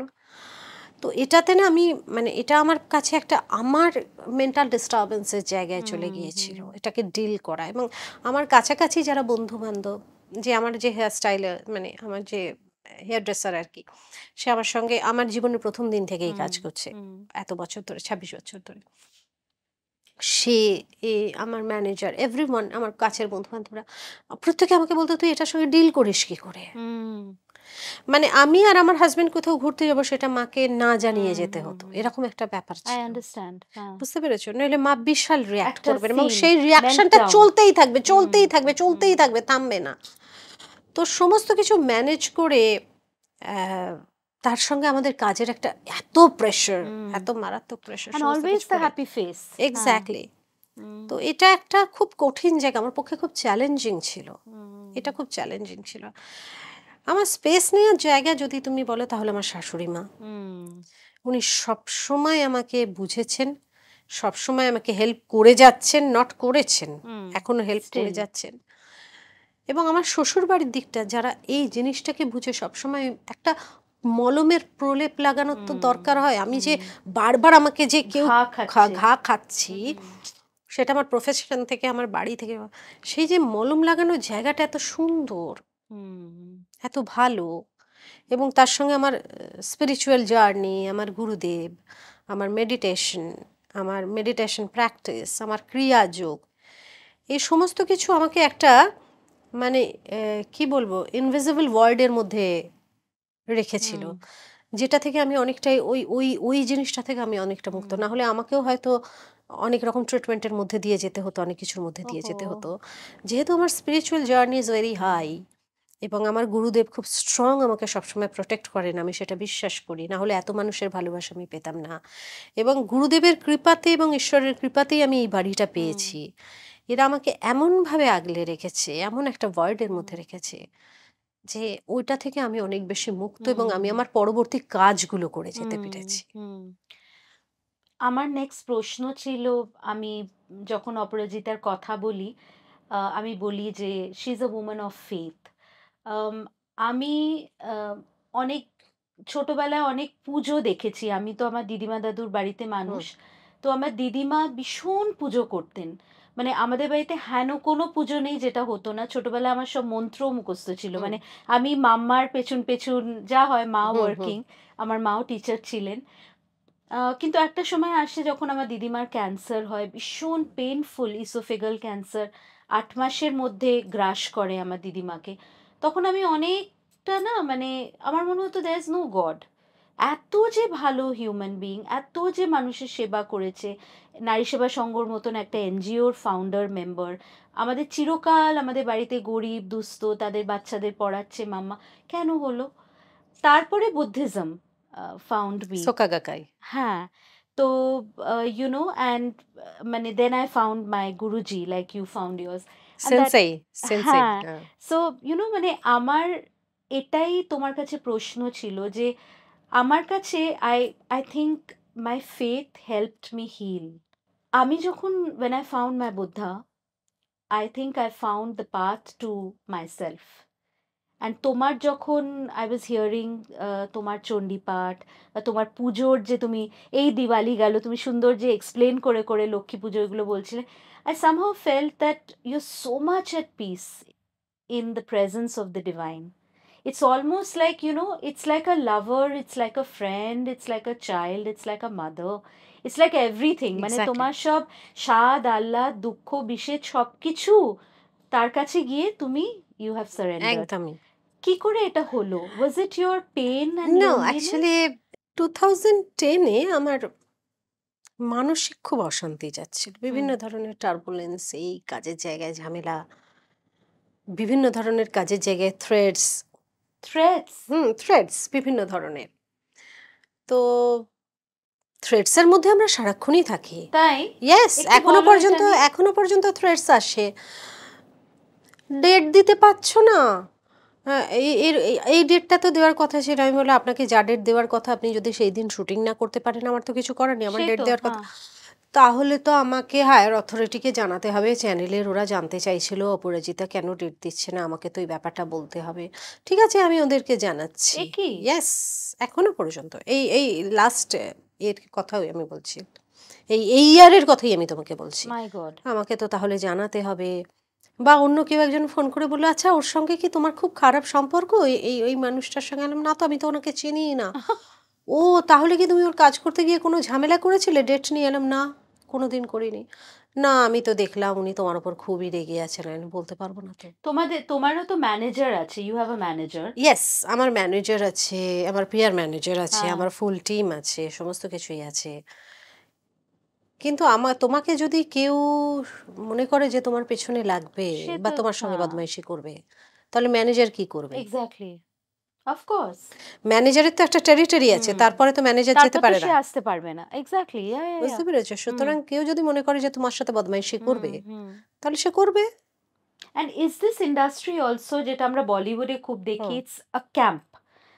Which camp are you with? Are you mingling with the কেজো camp? Are you with the YRF camp? এটা মানে এখানেও তো আমি দেখি একটু ক্যাম্পস আছে। এই দেখো এটা ডিরেক্টরের সাথে থাকবে, এটা এটা কি থাকবে, এটা কমন? থাকবে, এটা থাকবে। এটা হচ্ছে কিছু ডিরেক্টর আছেন কিছু আর্টিস্ট নিয়ে কাজ করতে পছন্দ করে, কিছু আর্টিস্ট আছে কিছু ডিরেক্টরের সঙ্গে কাজ করতে পছন্দ করে। এটা খুব মানে মুশকিল কিছু নয়, এটা ভুল কিছু নয়, এটা হতেই পারে। আমার চয়েস থাকতেই পারে। ভগবান আমাকে মানুষ বানিয়েছে চয়েসের জন্য। আজকে বাঘ চাইলে বিরিয়ানি খেতে পারবে না, আমি আজকে চাইলে সেদ্ধ ভাত খাবো, কালকে চাইলে বিরিয়ানি খাবো, আমাকে চয়েস দিয়ে পাঠিয়েছে ঈশ্বর। সুতরাং ইন্ডাস্ট্রিতে চয়েস থাকবে না এটা তো হতে পারে না, ডেফিনেটলি যে কোনো ইন্ডাস্ট্রিতেই থাকবে। আর আরেকটা জিনিস হচ্ছে যে মানে আমি আমার প্রশ্নতেই ফিরে আসব। তার থেকেও বড় কথা হচ্ছে যে অমুকের ছেলে এই আর্টিস্টের ছেলে সে আর্টিস্টই হয়েছে। প্রথম কথা সে ছোটবেলা থেকে অক্ষয় কুমারের ছেলে আজকে ছোটবেলা থেকে বাবাকে হিরোই দেখে এসছে, প্রথম কথা তার। আর দ্বিতীয় কথা হচ্ছে এটা তো সব প্রফেশনের, সব আজকে পলিটিশিয়ানের বাড়ির ছেলে তো পলিটিশিয়ানই হয়, ওকে, ডাক্তারের ছেলে ডাক্তার হয়। সুতরাং এখানে কি আপত্তি হল? তো যেটা বলছিলাম 2010 আমি যখন খুব ফ্রাস্ট্রেটেড, হ্যাঁ, তখন আমি ওই ওয়াক করতাম শুটিং থেকে এসে, সামনে একটা টিভি চলতো, তো টিভিতে মিউজিক চ্যানেল চলতো, আমি মিউজিক চ্যানেল দেখতাম, বিফোর ইউ বলে একটা চ্যানেল ছিল, বিফোর ইউ দেখতাম, দেখে আমি হাঁটতাম।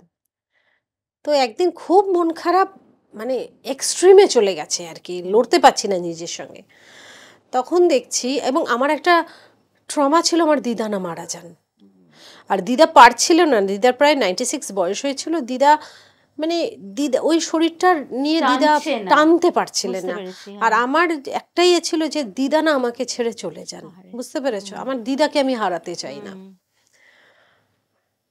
তো আমি একদিন ওরকম হাঁটছি, দেখছি টিভিতে একজন বলছেন যে এক ভদ্রলোক, একজন সাধু আর কি, সাধুর মতোই আর কি, কিন্তু দেখে মনে হচ্ছে গৃহী, কিন্তু উনি মানে পোশাকটায় শান্তি মনে হচ্ছিল আমার।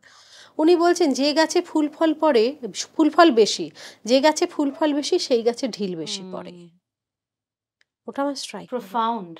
এবং তারপরে আমি ওই মানে ওয়াকারটা ধরে দাঁড়িয়ে আমি আধ ঘন্টা ধরে, মানে আমার কনভালশনের মতো হয়েছে। তার কারণ হচ্ছে আমার মনে যা যা প্রশ্ন উনি তাই তাই উত্তর দিচ্ছেন, এবং আমি ভাবছি যে এটা আমি একাই দেখছি না, এটা লোকেও দেখছে। এটা আমার মাথায় তখন কিন্তু ঘুরছে যে এগুলো তো আমার প্রশ্ন, এগুলো তো সব আমার উত্তর দিতে, তাহলে কি করে আনসার আসছে? এবং ওটা আমার কাছে পরের দিন নেশা হয়ে যায়। আমি পরের দিনও চালিয়ে দেখি যে আমার কি প্রশ্নের উত্তরগুলো দেখছি, এবং ইয়েস, আমার প্রশ্নের সব উত্তর উনি দিয়েছিলেন। এবং মৃত্যুর যে কত দরকার আছে মানুষের জীবনের, উনি আমাকে 1 মাস ধরে ওই টিভির মাধ্যমে বুঝিয়েছিলেন। 1 মাসের মাথায় আমার দিদিমা মারা যান। Your greatest fear. ইয়েস। এবং আমি সেটাকে আমি ধ্যানের মধ্যে জানতে পারি, আমি মেডিটেশন করছিলাম তখন আমি জানতে পারি আমার দিদিমা মারা গেছেন, বুঝতে পেরেছো? এবং আমি সেটাকে খুব কুললি অ্যাকসেপ্ট করতে পারি, আমি খুব ফুললি অ্যাকসেপ্ট করতে পারি। তারপর দিন থেকে উনি কোনোদিনও আর মৃত্যু নিয়ে কথা বলেননি। দেখো, তারপরে আমার মনে হলো যে এনার শিবিরে তো আমাকে যেতেই হবে। এবং ওনার ছেলে আমাদের নজরুল মঞ্চে এলেন শিবির করাতে, প্রতিবার সব সাধনা। আমি গেলাম, গিয়ে 5 দিনের শিবির করলাম, এবং আমি দেখলাম যে আমার ওই গুরুদেব আমাকে ওই যে মেডিটেশনের মধ্যে ওনার ছেলে যা যা শেখালেন সব কিছুই কিন্তু মানে 80% শিখিয়ে দিয়েছে। উনি খালি আমাকে মালাটা গেঁথে দিলেন, মানে কোনটার সঙ্গে কোনটা কিভাবে যাবে এরকম করে দিল। 80% আমি অলরেডি নিজেই শিখে গেছি ভেতর থেকে। তো এটা আমার স্পিরিচুয়াল জার্নি। তারপরে তো ওটা ধরে ধরে ধরে ধরে আরো পড়াশোনা, আরো আরো ক্রিয়া, আরো অনেক কিছু করে আজকে এই জায়গায় এসে। তো উনি যে এটা আমাকে দিয়েছিলেন, প্রথমে তো আমার বাড়ি, এই যে বাড়িতে আছে, বাড়িতে মা লক্ষ্মী আছে, তার একটা মাহাত্ম্য আছেই আছে, অন্য একটা ব্যাপার আছে। কারণ বাড়ি সবসময় মন্দির, মানে যা ঝুট ঝামেলা আবর্জনা আমি বাইরে ফেলে দিয়ে বাড়িতে ঢুকি, কোনোদিনও বাড়িতে নিয়ে ঢুকি না। এবং এই যে তারপরে যে ওনার আমাকে হাত ধরে নিয়ে যাওয়া প্রত্যেকটা পয়েন্টে, যে যত ডিফিকাল্ট পয়েন্টস হোক যাই হোক না, ওই ওনার গ্রেস, ওনার যে গ্রেস, গুরুর যে গ্রেস। এবং এখন আমি মেডিটেশনে ঢুকে মানে বসে ফিল করতে পারি যে ওনার প্রেজেন্স তো বটে, ওনার প্রেজেন্স তো সবসময় আমার মধ্যে আছে, ওনার প্রেজেন্স, ইউনিভার্সের প্রেজেন্স। যে গুরু মণ্ডলা যখন তোমার সঙ্গে থাকে, বা ডিভাইন এঞ্জেলস যখন তোমার সঙ্গে থাকে, তখন ইউনিভার্সাল প্রেজেন্সটা মানুষ বুঝতে পারে, যে ইউনিভার্স অ্যাকচুয়ালি তোমার সখা। তমেব মাতা চ পিতা তমেব বন্ধুশ্চ সখা তমেব বিদ্যা দ্রবিণং তমেব সর্বং মম দেব দেব। তো হু ইজ দ্য, মানে দেব ইজ ইউনিভার্স। তুমি কিন্তু সারফেসের ওপরে বসে আছো, ভেতরে ঢুকে নেই। এবং এই ইউনিভার্সই হচ্ছে তোমার রক্ষাকর্তা, ওই কিন্তু তোমাকে ঘিরে রেখেছে। সুতরাং ইউনিভার্সই সব, ওর সঙ্গে যখন নিজেকে অ্যালাইন করা যায়, তখন বোঝা যায় যে না, আমি শান্তিতে আছি। কেন তোমার প্রফেশনটা অপরাজিতা, মানে সারাক্ষণ স্টেইং ইন দ্য লাইমলাইট, এই যে ট্রোল, প্রেমিয়ারে যাওয়া, মানে এগুলো কি খুব, এই প্রেমিয়ারে যাওয়া, অ্যাপিয়ারেন্স, তোমার লাইফটা, যখন আমি এই লাইফটা কিছুটা অ্যাকচুয়ালি থ্যাঙ্কস টু সোশ্যাল মিডিয়ায় আমি দেখছি বা জানলাম, তার আগে তো অফকোর্স তোমার বডি অফ ওয়ার্কটা আমি হয়তো উইকিপিডিয়াতে পাচ্ছি, একটা ক্ল্যাশ কোথাও কি মনে হয় তোমার, মানে with this world and the world inside? No, একদমই মনে হয় না। কারণ আমার এক বন্ধু এখন লন্ডনে আছে, সে আমাকে একটা কথা বলেছে, there is very thin line between professional and personal.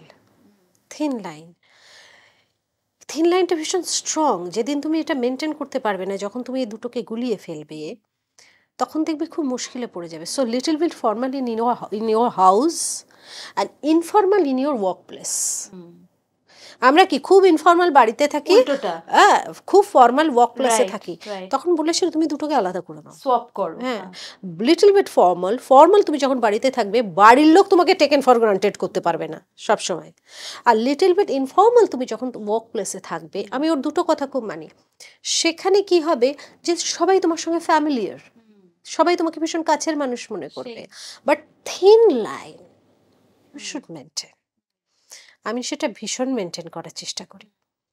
দ্বিতীয় কথা হচ্ছে যে আমার প্রফেশনের প্রভাবটা আমার কেন পড়ে না, আমি পার্টিতে যাই না, ইন্ডাস্ট্রিতে আমার কোনো বন্ধু বান্ধব নেই, আমি কাজ করি বাড়ি আসি, এটা তোমার সেফ স্পেস। ইয়েস, কাজ করি বাড়ি আসি।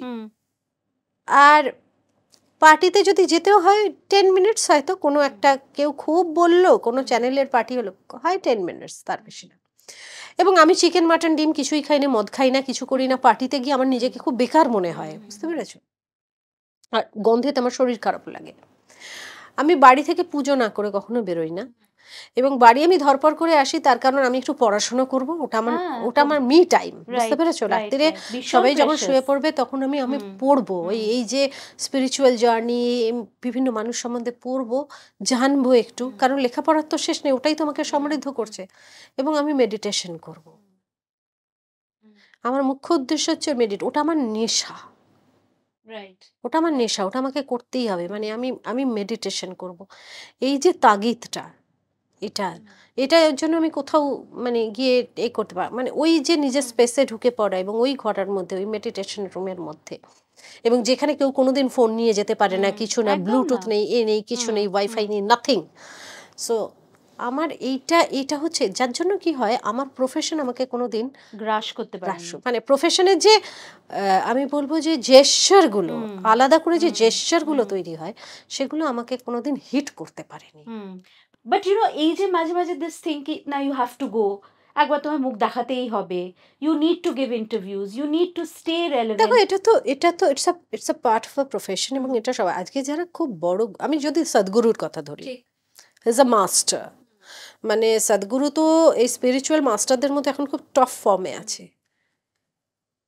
ওনাকে তো সোশ্যাল মিডিয়া ছাড়া দেখাই যায় না, ওনাকে তো মানে অলওয়েজ তুমি যদি সদ্গুরুকে কোনোদিন সারাক্ষণই দেখো ওনার video, সারাক্ষণ ওনার 10খানা ক্যামেরা ওনাকে ধরে ধরে আছে। আছে, হ্যাঁ। বা তুমি যে ইসকনে যাও, গুরুদেব যখন ঢোকেন, যখন আরতি করতে ঢোকেন, 6খানা ক্যামেরা থাকে। সেরকম সদ্গুরু মানে লাইমলাইট, সদ্গুরু মানে reels, He's in the public eye. সদ্গুরু মানে এটা আমরা যেটা নিয়ে আলোচনা করছিলাম, এটা এখন মাধ্যম হয়ে গেছে, কিছু করার নেই। বাট এই যে তুমি এত বছর রেলেভেন্ট ছিলে, তুমি যে সময় স্টার্ট করেছিলে casting couch was a reality in every profession. মানে তখন it was a known fact যে you're a young newcomer, there is a boss, be prepared. Did you go through that? Exactly. আমি যখন ছবির ক্ষেত্রে হয়েছে, যেরকম আমাকে বললো যে এই ছবিটায় না তোমাকে হিরোইন করা হবে, কেন? খুব আনন্দের কথা, বাহ, খুবই ভালো কথা, বড় পাওয়া। প্রডিউসারের সঙ্গে তোমাকে একবার বসতে হবে। কোথায়? না অমুক জায়গায়, একটু কথা বলতে চান উনি আলাদা করে। বললাম ভাই আমি আমার জায়গায় আমি যে পাঠ পাচ্ছি তাতেই আমি খুব ভালো আছি, আর আমি আমার জায়গায় ঠিক আছি। আমি কারোর সঙ্গে দেখা করতে আলাদা করে বসতে পারবো না। হয়নি কাজ, তাতে কি এসে? Did it help that you are married, Aparajita?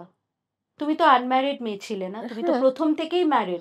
Unlike actresses যারা বিয়ে করে না, বা they marry a producer or they marry an actor, তোমারটা তো very different from that. Exactly. Did that help you, মানে staying away from this predators or the predators staying away from you? দেখো আমার বাড়িটা আমাকে শান্তির জায়গাতেই হেল্প করেছে, আমার মানসিক শান্তি। আমার প্রফেশনে কোনোদিন হেল্প করেনি।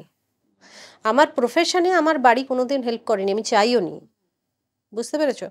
আমি এমন একটা মানুষ যে কাজ নিজে করে নিতে চায় সবকিছু। আমি সবাইকে হেল্প করি, আমি কারোর হেল্প নিতে চাই না। সুতরাং আমার প্রফেশনে আমার বাড়ি কোনোদিন, আমার বাড়ি খালি আমাকে সাপোর্টে হেল্প করেছে, যেটা সব থেকে বেশি দরকার। হ্যাঁ, এবং সব থেকে বেশি দরকার একটা মানুষকে বিশ্বাস করা। সে রাতে 2টোয় ঢুকুক, 3টে ঢুকুক, 4টে ঢুকুক, কেউ আমাকে প্রশ্ন করে নেই কোথায় গিয়েছিলে, নিশ্চয়ই প্রশ্ন করে, মানা এত দেরি হলো কেন, সেটা নিশ্চয়ই প্রশ্ন করে। কিন্তু তার মধ্যে কোনো বিটুইন লাইন্স নেই। হ্যাঁ, তার মধ্যে কোনো, এটা সব থেকে বড় শান্তির জায়গা, যেটা আমাকে ফাইট করতে সাহায্য করেছে, যেটা আমাকে কনফিডেন্টলি না বলতে সাহায্য করেছে। বুঝতে পেরেছো? আজকে আমি কোনো ইনসিকিউর জায়গায় ছিলাম না, আমি জানি আমার বাড়ি আছে, এখনো পর্যন্ত জানি। সুতরাং সব থেকে বড় ব্যাপার হচ্ছে কনফিডেন্সের সঙ্গে না বলা, যেটা আমরা বলতে পারি না। আমি কনফিডেন্সের সঙ্গে নো বলতে পারি না, আমি এটা করব না। তুমি যখন না বললে এনাকে যে না, আই এম নট, নিল না। এটাই আমার মাঝে মাঝে because I saw this in journalism also. এবং যাকে রিপ্লেস করলো তাকে তো এখন খুঁজেই পাওয়া গেল না, সে তো নেই, তারা তো নেই। দেখো, আমি যদি বলো যে আমার যখন 37 বয়স, তখন আমি তো হিরোইন হয়েছি, প্রাক্তন। তুমি যদি আমার জীবনের মাইলস্টোন ছবি বলো, প্রাক্তন, I was 37। Okay, I was 37, এখন আমি 46। ওকে, 37। সো তোমার যদি কপালে থাকে, হবে, দেরি করে হলেও হবে, আর যখন যেটা হওয়ার সেটা হবে।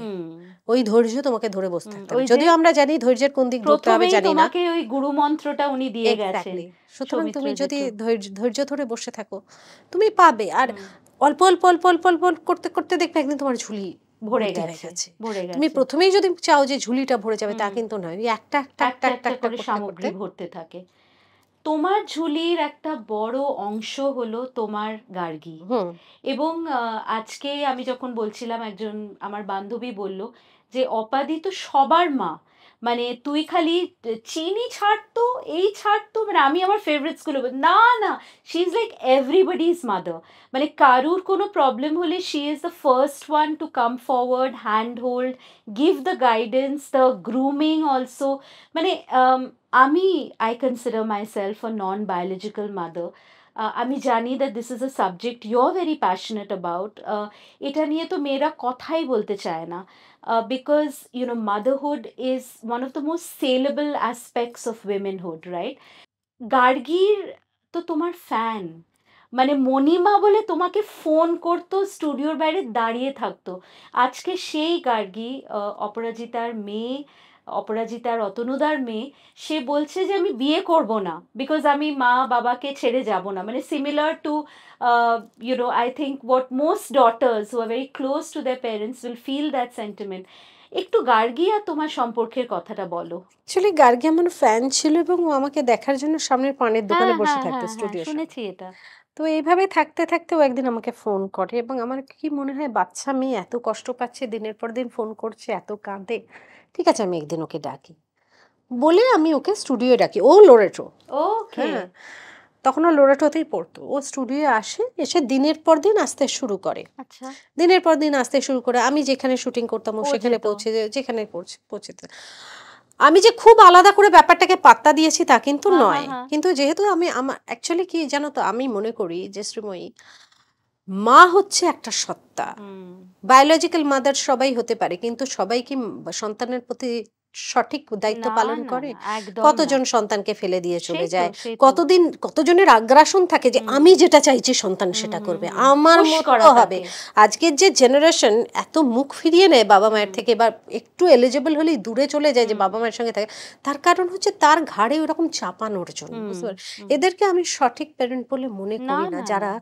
সবসময় নিজে, আমি যেটা বলছি সেটাই এক্ষুনি করতে পড়ো, হবে। এক্ষুনি করো, এক্ষুনি লেখো, হুম, আমার খুব অস্বস্তি হয়। আমি সেরম মা কোনোদিনও হতে পারবো না। হুম, এবং আমার চিরকাল মনে হয়েছে যে যেহেতু আমাদের টাইম নেই, মানে আমি আর আমার বর দীর্ঘদিন নিজেদেরকে এরকম অবস্থায় দেখেছি, হুম, এরম দেখিনি।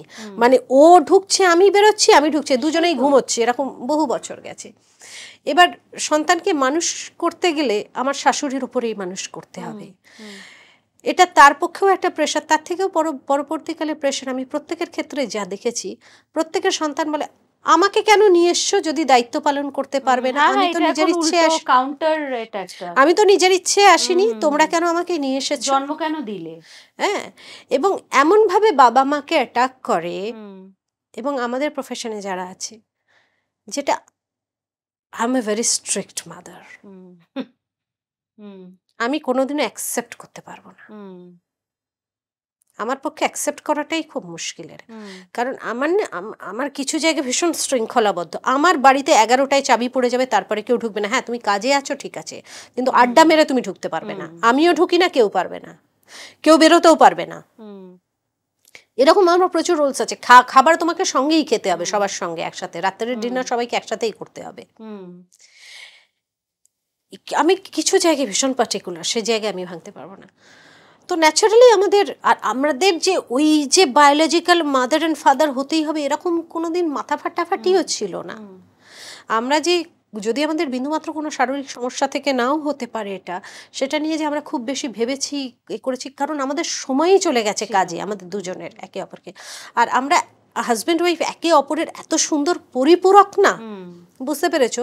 যে আমরা এটা নিয়ে খুব বেশি ট্রমা, টেনশন, লোকের কথা গায়ে মাখা। এমনিতেই আমার লোকের কথা গায়ে মাখা, কে আমাকে কি বললো না বললো, ভালোবাসলো কি খারাপ বাসলো, তাতে আমার কিছুই আসে যায় না। ভালোবাসলে সেটা ভগবানের আশীর্বাদ, উপরি পাওনা। ভগবান চাইছে তাই তুমি ভালোবাসো, তুমি নিজে থেকে বাসছো না, ঈশ্বরের কৃপা। সুতরাং সেটা নিয়ে আমার কোনোদিনই খুব একটা মাথা ব্যথা ছিল না। তো এই গার্গী যখন প্রচুর যাতায়াত শুরু করে, তখন হাঁড়ির খাবার বলে একটা অনুষ্ঠান হতো তারা, সেটা আমার হাজবেন্ডরা খুব অ্যাক্টিভলি করতেন। ওখানে গিয়ে ওর পাপার সঙ্গে ওর আলাপ হয়। আচ্ছা। তারপরে ওর অতনুর সঙ্গে বন্ডিংটা ভীষণ ভালো হয়েছে, খুব স্ট্রং, মানে আমার থেকেও স্ট্রং। আজকে আমি ওর কাছে হচ্ছে একটা ফিনোমিনা, বুঝতে পেরেছো? এটা মানে গার্গীর কাছে হচ্ছে মণিমা একটা ফেনোমেনা, একটা আলোর মতো। মণিমা বলেছে তাহলে করতে হবে, মানে ওর কাছে মণিমা কোনোদিন ভুল হতেই পারে না। যদিও খুব রিজিড কিছু ব্যাপারে, কারণ কেউ পারফেক্ট হয় না, আমরা কেউ পারফেক্ট নই। কিছু ব্যাপারে অত্যন্ত রিজিড, কিছু ভুল জায়গায় রিজিড, সেটা ওর নিজস্ব প্রবলেম, এবং সেটার সঙ্গে কনস্ট্যান্ট ফাইট করে, ডিল করে, সব কিছুই করে। কিন্তু পাপার জায়গায়ও যেরকম ভীষণ লিবারেল পাপা, কিন্তু মণিমার ওপরে ওর কাছে কিছুই নেই, মণিমার ওপরে জগতও নয়, মণিমা ইজ আলটিমেট ওর কাছে। তো সেটা কোনোদিন কোনো সন্তান তার মাকে যদি দিতে পারে, তার থেকে বড় কিছু হয় না। আর আমি মনে করি যে সারদা মা, মাদার টেরেসা, এরাও মা, এদের থেকে বড় মা তো পৃথিবীতে আসেনি। তারা কেউ বায়োলজিক্যাল মাদার ছিল না। সুতরাং বায়োলজিক্যাল মাদার হওয়াটা আমার কাছে কোনো প্রায়োরিটি নয়, কোনোদিনই ছিল না, কোনোদিন হবেও না। এরপরে তুমি যদি আমাকে বিভিন্ন জন যেরকম আগেকার দিনে বলতো না যে বিয়ে হওয়ার খুব দরকার, নইলে তোমায় কে দেখবে, এখনো পর্যন্ত লোকে বলে যে বাচ্চা কাচ্চা হওয়া খুব দরকার, তোমাকে কে দেখবে বুড়ো বয়সে। আমি কোনো বাচ্চা কাচ্চাকে দেখছি না বাবা মাকে দেখতে। সত্যি তাই, বুঝতে পেরেছো? কোনো বাচ্চাকে আমি দেখছি না তার বাবা মাকে ফিজিক্যালি দেখতে। যাদের দেখার ইচ্ছে আছে তারা বিদেশে থাকে, সিসি ক্যামেরায় দেখে নেয় বা মোবাইলে দেখে নেয়, মা কোমায় আছে ওই ইনস্ট্রাকশন দেয় এরকম। বুঝতে পেরেছো? সুতরাং গুরুদেব আছেন, সব ঠিক আছে, কিন্তু এটা গার্গীর বিষয়, যার জন্য আমি সব জায়গায় বলি যে আমার নিজের যদি সন্তান থাকতো তাহলে ওই রেসপেক্টটা হয়তো আমাকে দিতে পারতো। তোমাদের সাথেই থাকে না, ও তো ব্যাংকে চাকরি করে এবং বিভিন্ন জায়গায় ট্রান্সফার হয় ও, এবং ও এখন এখানেই আছে যেহেতু বেহালাতে, কিন্তু ও নিজের বাড়িও যায়, এখানেও থাকে, হাওড়া করে। কিন্তু ওর যেরকম বহুদিন মেদিনীপুরে ছিল, এরকম ঘুরে ঘুরে ট্রান্সফার হয়। বিউটিফুল। তো তোমার কি মনে হয় তোমার এই যে মাদার রোলস গুলো, ইউ জাস্ট এস ইট, মানে I don't think anybody can think of a better, cooler, sweeter, kinder mother than you. Actually মাতৃত্ব সত্তাটা না আমার ছোটবেলা থেকে খুব strong. Is it because of your brother? Because of my brother, because আমার বাড়িতে প্রচুর স্টুডেন্ট পড়তে আসতো, মায়ের ছোট ছোট বাচ্চারা, মা ধৈর্য রাখতে পারতো না বলে তাদেরকে মারতো বলে আমি তাদেরকে পড়াতাম যাতে মা দুমদাম মেরে না দিতে পারে। তারপরে পরবর্তীকালে আমার ডান্স স্কুল হয়, সেখানে প্রচুর বাচ্চারা তারা আমাকে এখনো তো, এবং এখনো, হ্যাঁ এখনো আমার স্কুলের মেয়েরা আমাকে মামনিই বলে, সবাই আমার, মানে আমি বলি আমাকে কোনোদিন ম্যাডাম বা কিছু বলবে না, আমাকে মামনি বলবে, সবাই আমাকে মামনি বলে। তো এই যে ব্যাপারটা, এটা নিয়ে আমি জন্মেছি, এটা তোমার ভেতরে, এটা নিয়ে আমি জন্মেছি, যেমন স্পিরিচুয়ালিটি নিয়ে আমি জন্মেছি।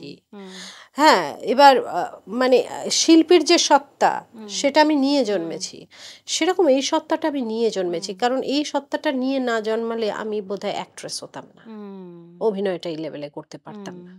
এটা আমি নিয়ে জন্মেছি, কারণ আমার অনুভূতিগুলো খুব সূক্ষ্ম, আমি মানুষকে ভীষণ কদর করি। একটা মাই মানুষকে ভীষণ কদর করতে পারে, আর একটা মার থেকে বড় হিরো কেউ হয় না। মা হচ্ছে সমাজের সব থেকে বড় হিরো, বুঝতে পেরেছো? সুতরাং কারণ সে অনুভূতিকে দাম দেয় সন্তানের। আমার কাছে সবাই সন্তান, আমি সবার অনুভূতিকে দাম দিই। প্রত্যেকটা মানুষ যে আমার কাছে আসে তারা সবাই আমার কাছে ইম্পর্টেন্ট, কারণ ছোট হোক বড় হোক তারা আমার সন্তান এবং তাদের অনুভূতিকে আমি দাম দিই। তুমি যখন প্রাক্তনের মতন একটা সিনেমা করলে যেখানে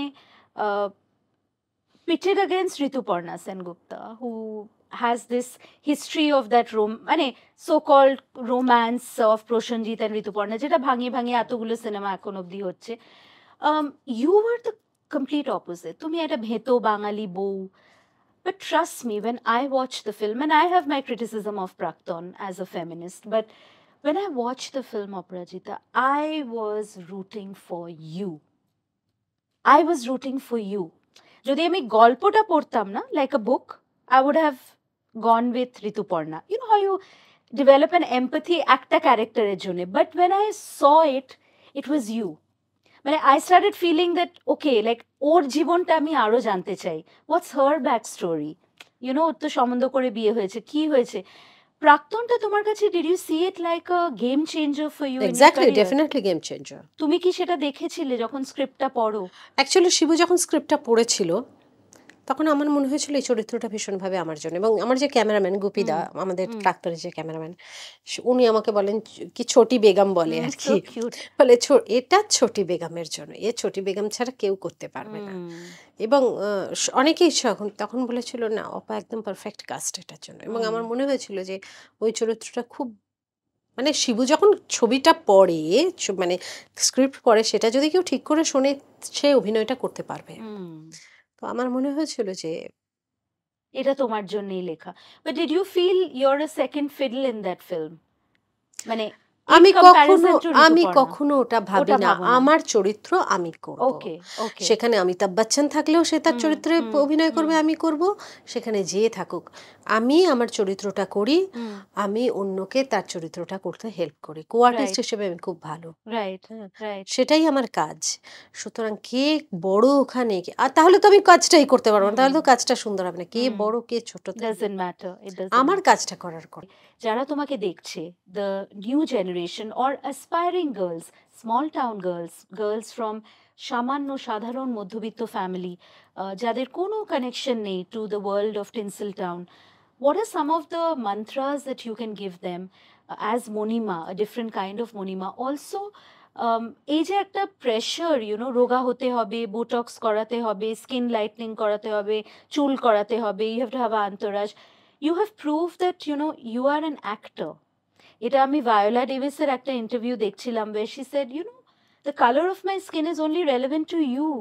When I am a character, I'm just the character. The color of my skin, the size of my hips ain't matter. মানে কি পাওয়ারফুল সেই পুরো ফিলসফিটা। তুমি কি বলতে চাই? এক্স্যাক্টলি, আমিও সেই কথাই বলবো যে আজকে চেহারাকে এখনো পর্যন্ত গুরুত্ব দেওয়া হয় আমাদের সমাজে, এটা ঘটনা, এটা চলছে। এবং চেহারা নেই কটাক্ষ, হ্যাঁ কটাক্ষ করা, চেহারা নেই বডি শেমিং প্রচুর। আমি তো বডি শেমিং দিয়েই শুরু শেষ, বডি একদমই, তো একদমই বডি শেমিং মারাত্মক লেভেলে ফেস করেছি আমি, মানে ফ্রম দ্য ইন্ডাস্ট্রি। এক্স্যাক্টলি, হ্যাঁ। আমাকে এরকমও হয়েছে যে আমি যখন খুব মোটা হয়ে গিয়েছিলাম, আমাকে আমাদের যে ডিওপি ছিল সে আপ্পু বলে ডাকতো, বহু বছর আগে। Oh my God. এরকম অনেক অনেক অনেক। This is a kind of bullying, right? এগুলো নিয়ে দেখো, এগুলো মনে রাখা মানে মন খারাপ হওয়া, এগুলোকে ঝেড়ে ফেলা এবং এগুলোকে ক্ষমা করে দেওয়াটাই বেটার হাসে। এবং যারা আমাকে নিয়ে কটাক্ষ করেছে তারা কেউ আর আজকে ইন্ডাস্ট্রিতে নেই, আমি কিন্তু আছি। You've survived. আমি একটা কথাই বলবো যে চেহারাটা একটা জায়গা অবধি ম্যাটার করে, একটা জায়গা অবধি চেহারাটা কিন্তু এখনো ম্যাটার করে। প্রথম কথা, এখন খানিকটা ইন্ডাস্ট্রি শিক্ষিত হয়েছে, তারা দেখে যে চরিত্রের সঙ্গে চেহারাটা যাচ্ছে কিনা, এটা একটা জায়গা। যে তোমাকে একদম ফিনফিনে সুন্দরী হতে হবে, টানা টানা চোখ হতে হবে, সবকিছু হতে হবে, এরকম নয়। এখন কিন্তু অনেকেই দেখে যে চরিত্রের সঙ্গে চেহারাটা যাচ্ছে কিনা, সামঞ্জস্য, আর তার সঙ্গে হচ্ছে তুমি কি করতে পারো, তুমি অভিনেত্রী হিসেবে। সুতরাং তুমি যাই করতে চাও, তোমার যদি ট্যালেন্ট থাকে আর তোমার যদি লেগে থাকার ক্ষমতা থাকে এবং তোমার যদি সেই বিষয়ে পড়াশোনা থাকে, রেগুলার তোমাকে শিখতে হবে, শেখার কোনো শেষ নেই, তাহলে আমার মনে হয় একটা জায়গা তুমি পাবেই। সমস্ত বয়সের একটা সৌন্দর্য থাকে, প্রত্যেকটা বয়সের একটা যে দিদার 90 বছর বয়স ফোগলানাতে যখন হাসে, তার থেকে বড় সুন্দর হাসি পৃথিবীতে কিছু হয় না। সুতরাং আমি বলবো প্রত্যেকটা বয়স, একটা কথা বলি তোমাকে, একটু বড় হয়ে যাবে, ঠিক আছে বলো।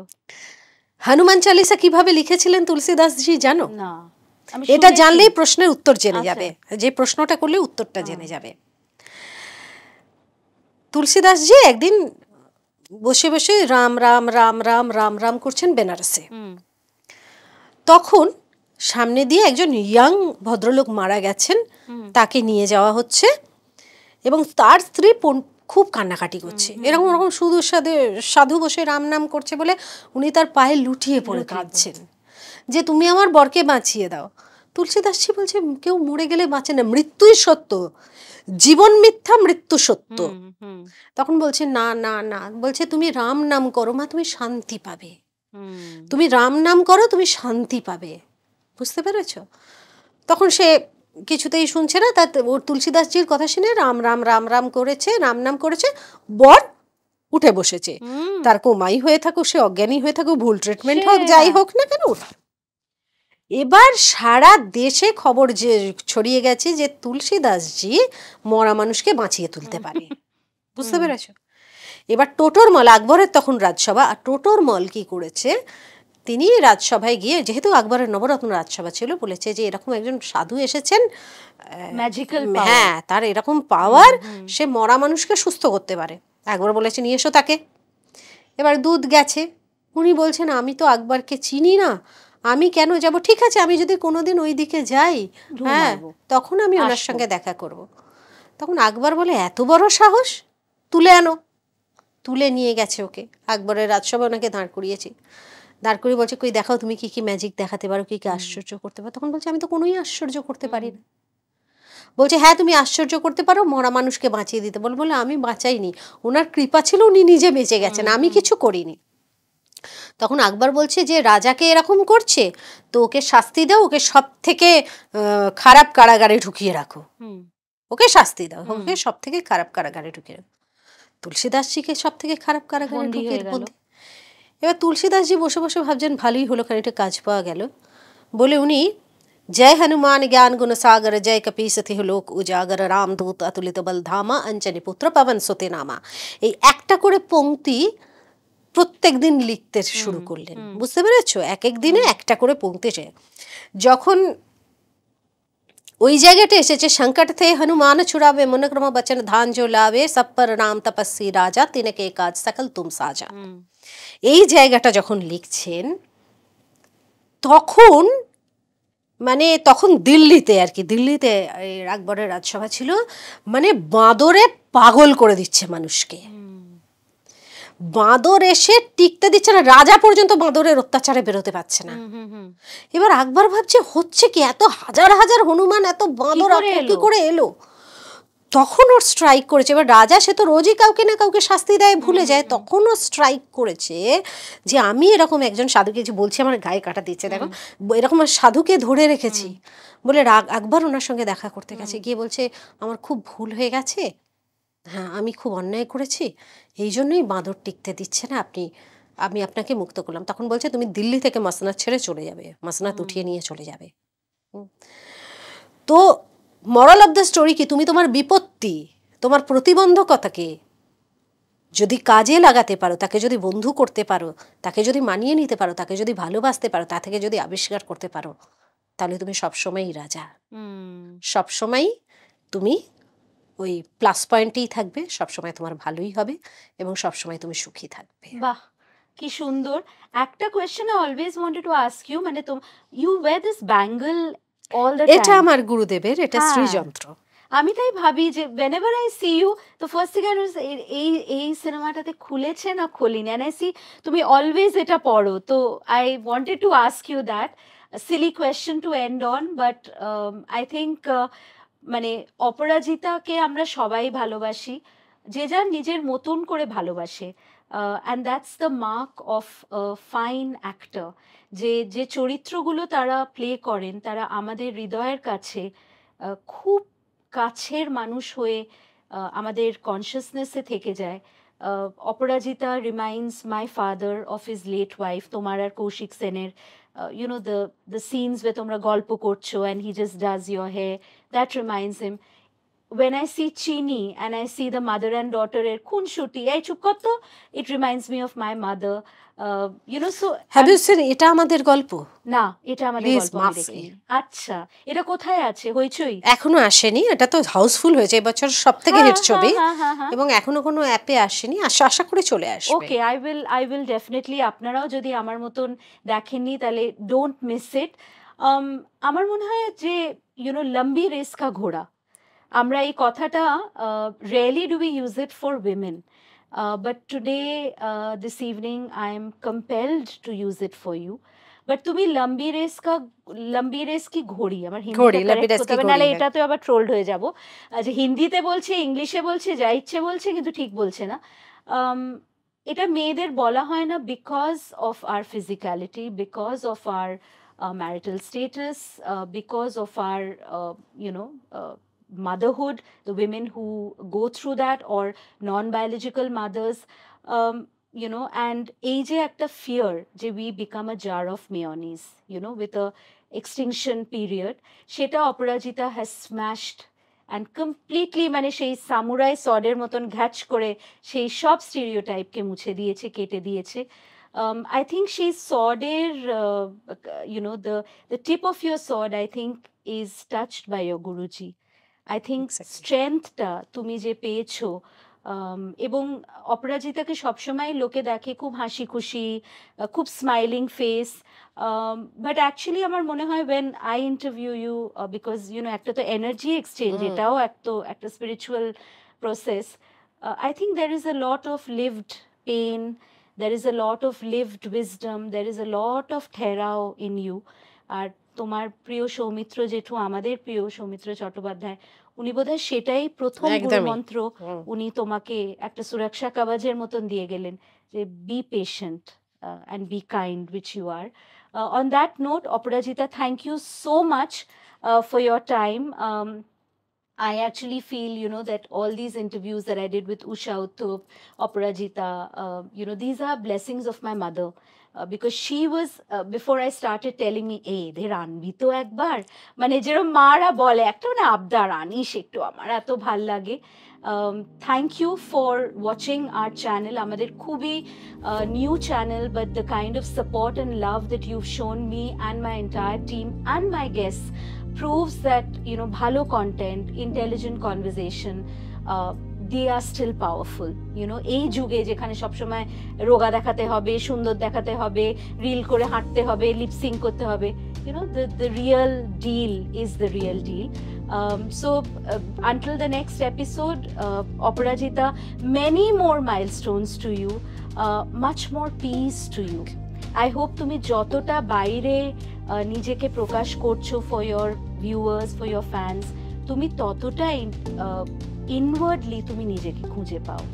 I think we are all seekers. Any spiritual person is a seeker. Exactly. And it's a journey. Even your work is a journey. I hope you find the pot of gold at the end of the journey. এই এপিসোডটা যদি আপনাদের ভালো লেগে থাকে, do share, please share করবেন, do like, click on the bell icon, এগুলো সবসময় বলতে হয় বলে বলছি না, মন থেকে বলছি, and do subscribe to the channel. I can promise you that we have many great interviews lined up, and many more people যারা আমাদের দেখায় যে নিজেদের মতন করে যদি জীবন বাঁচা যায়, সেই জীবনটা কিন্তু সুন্দর হতে পারে. Thank you so much.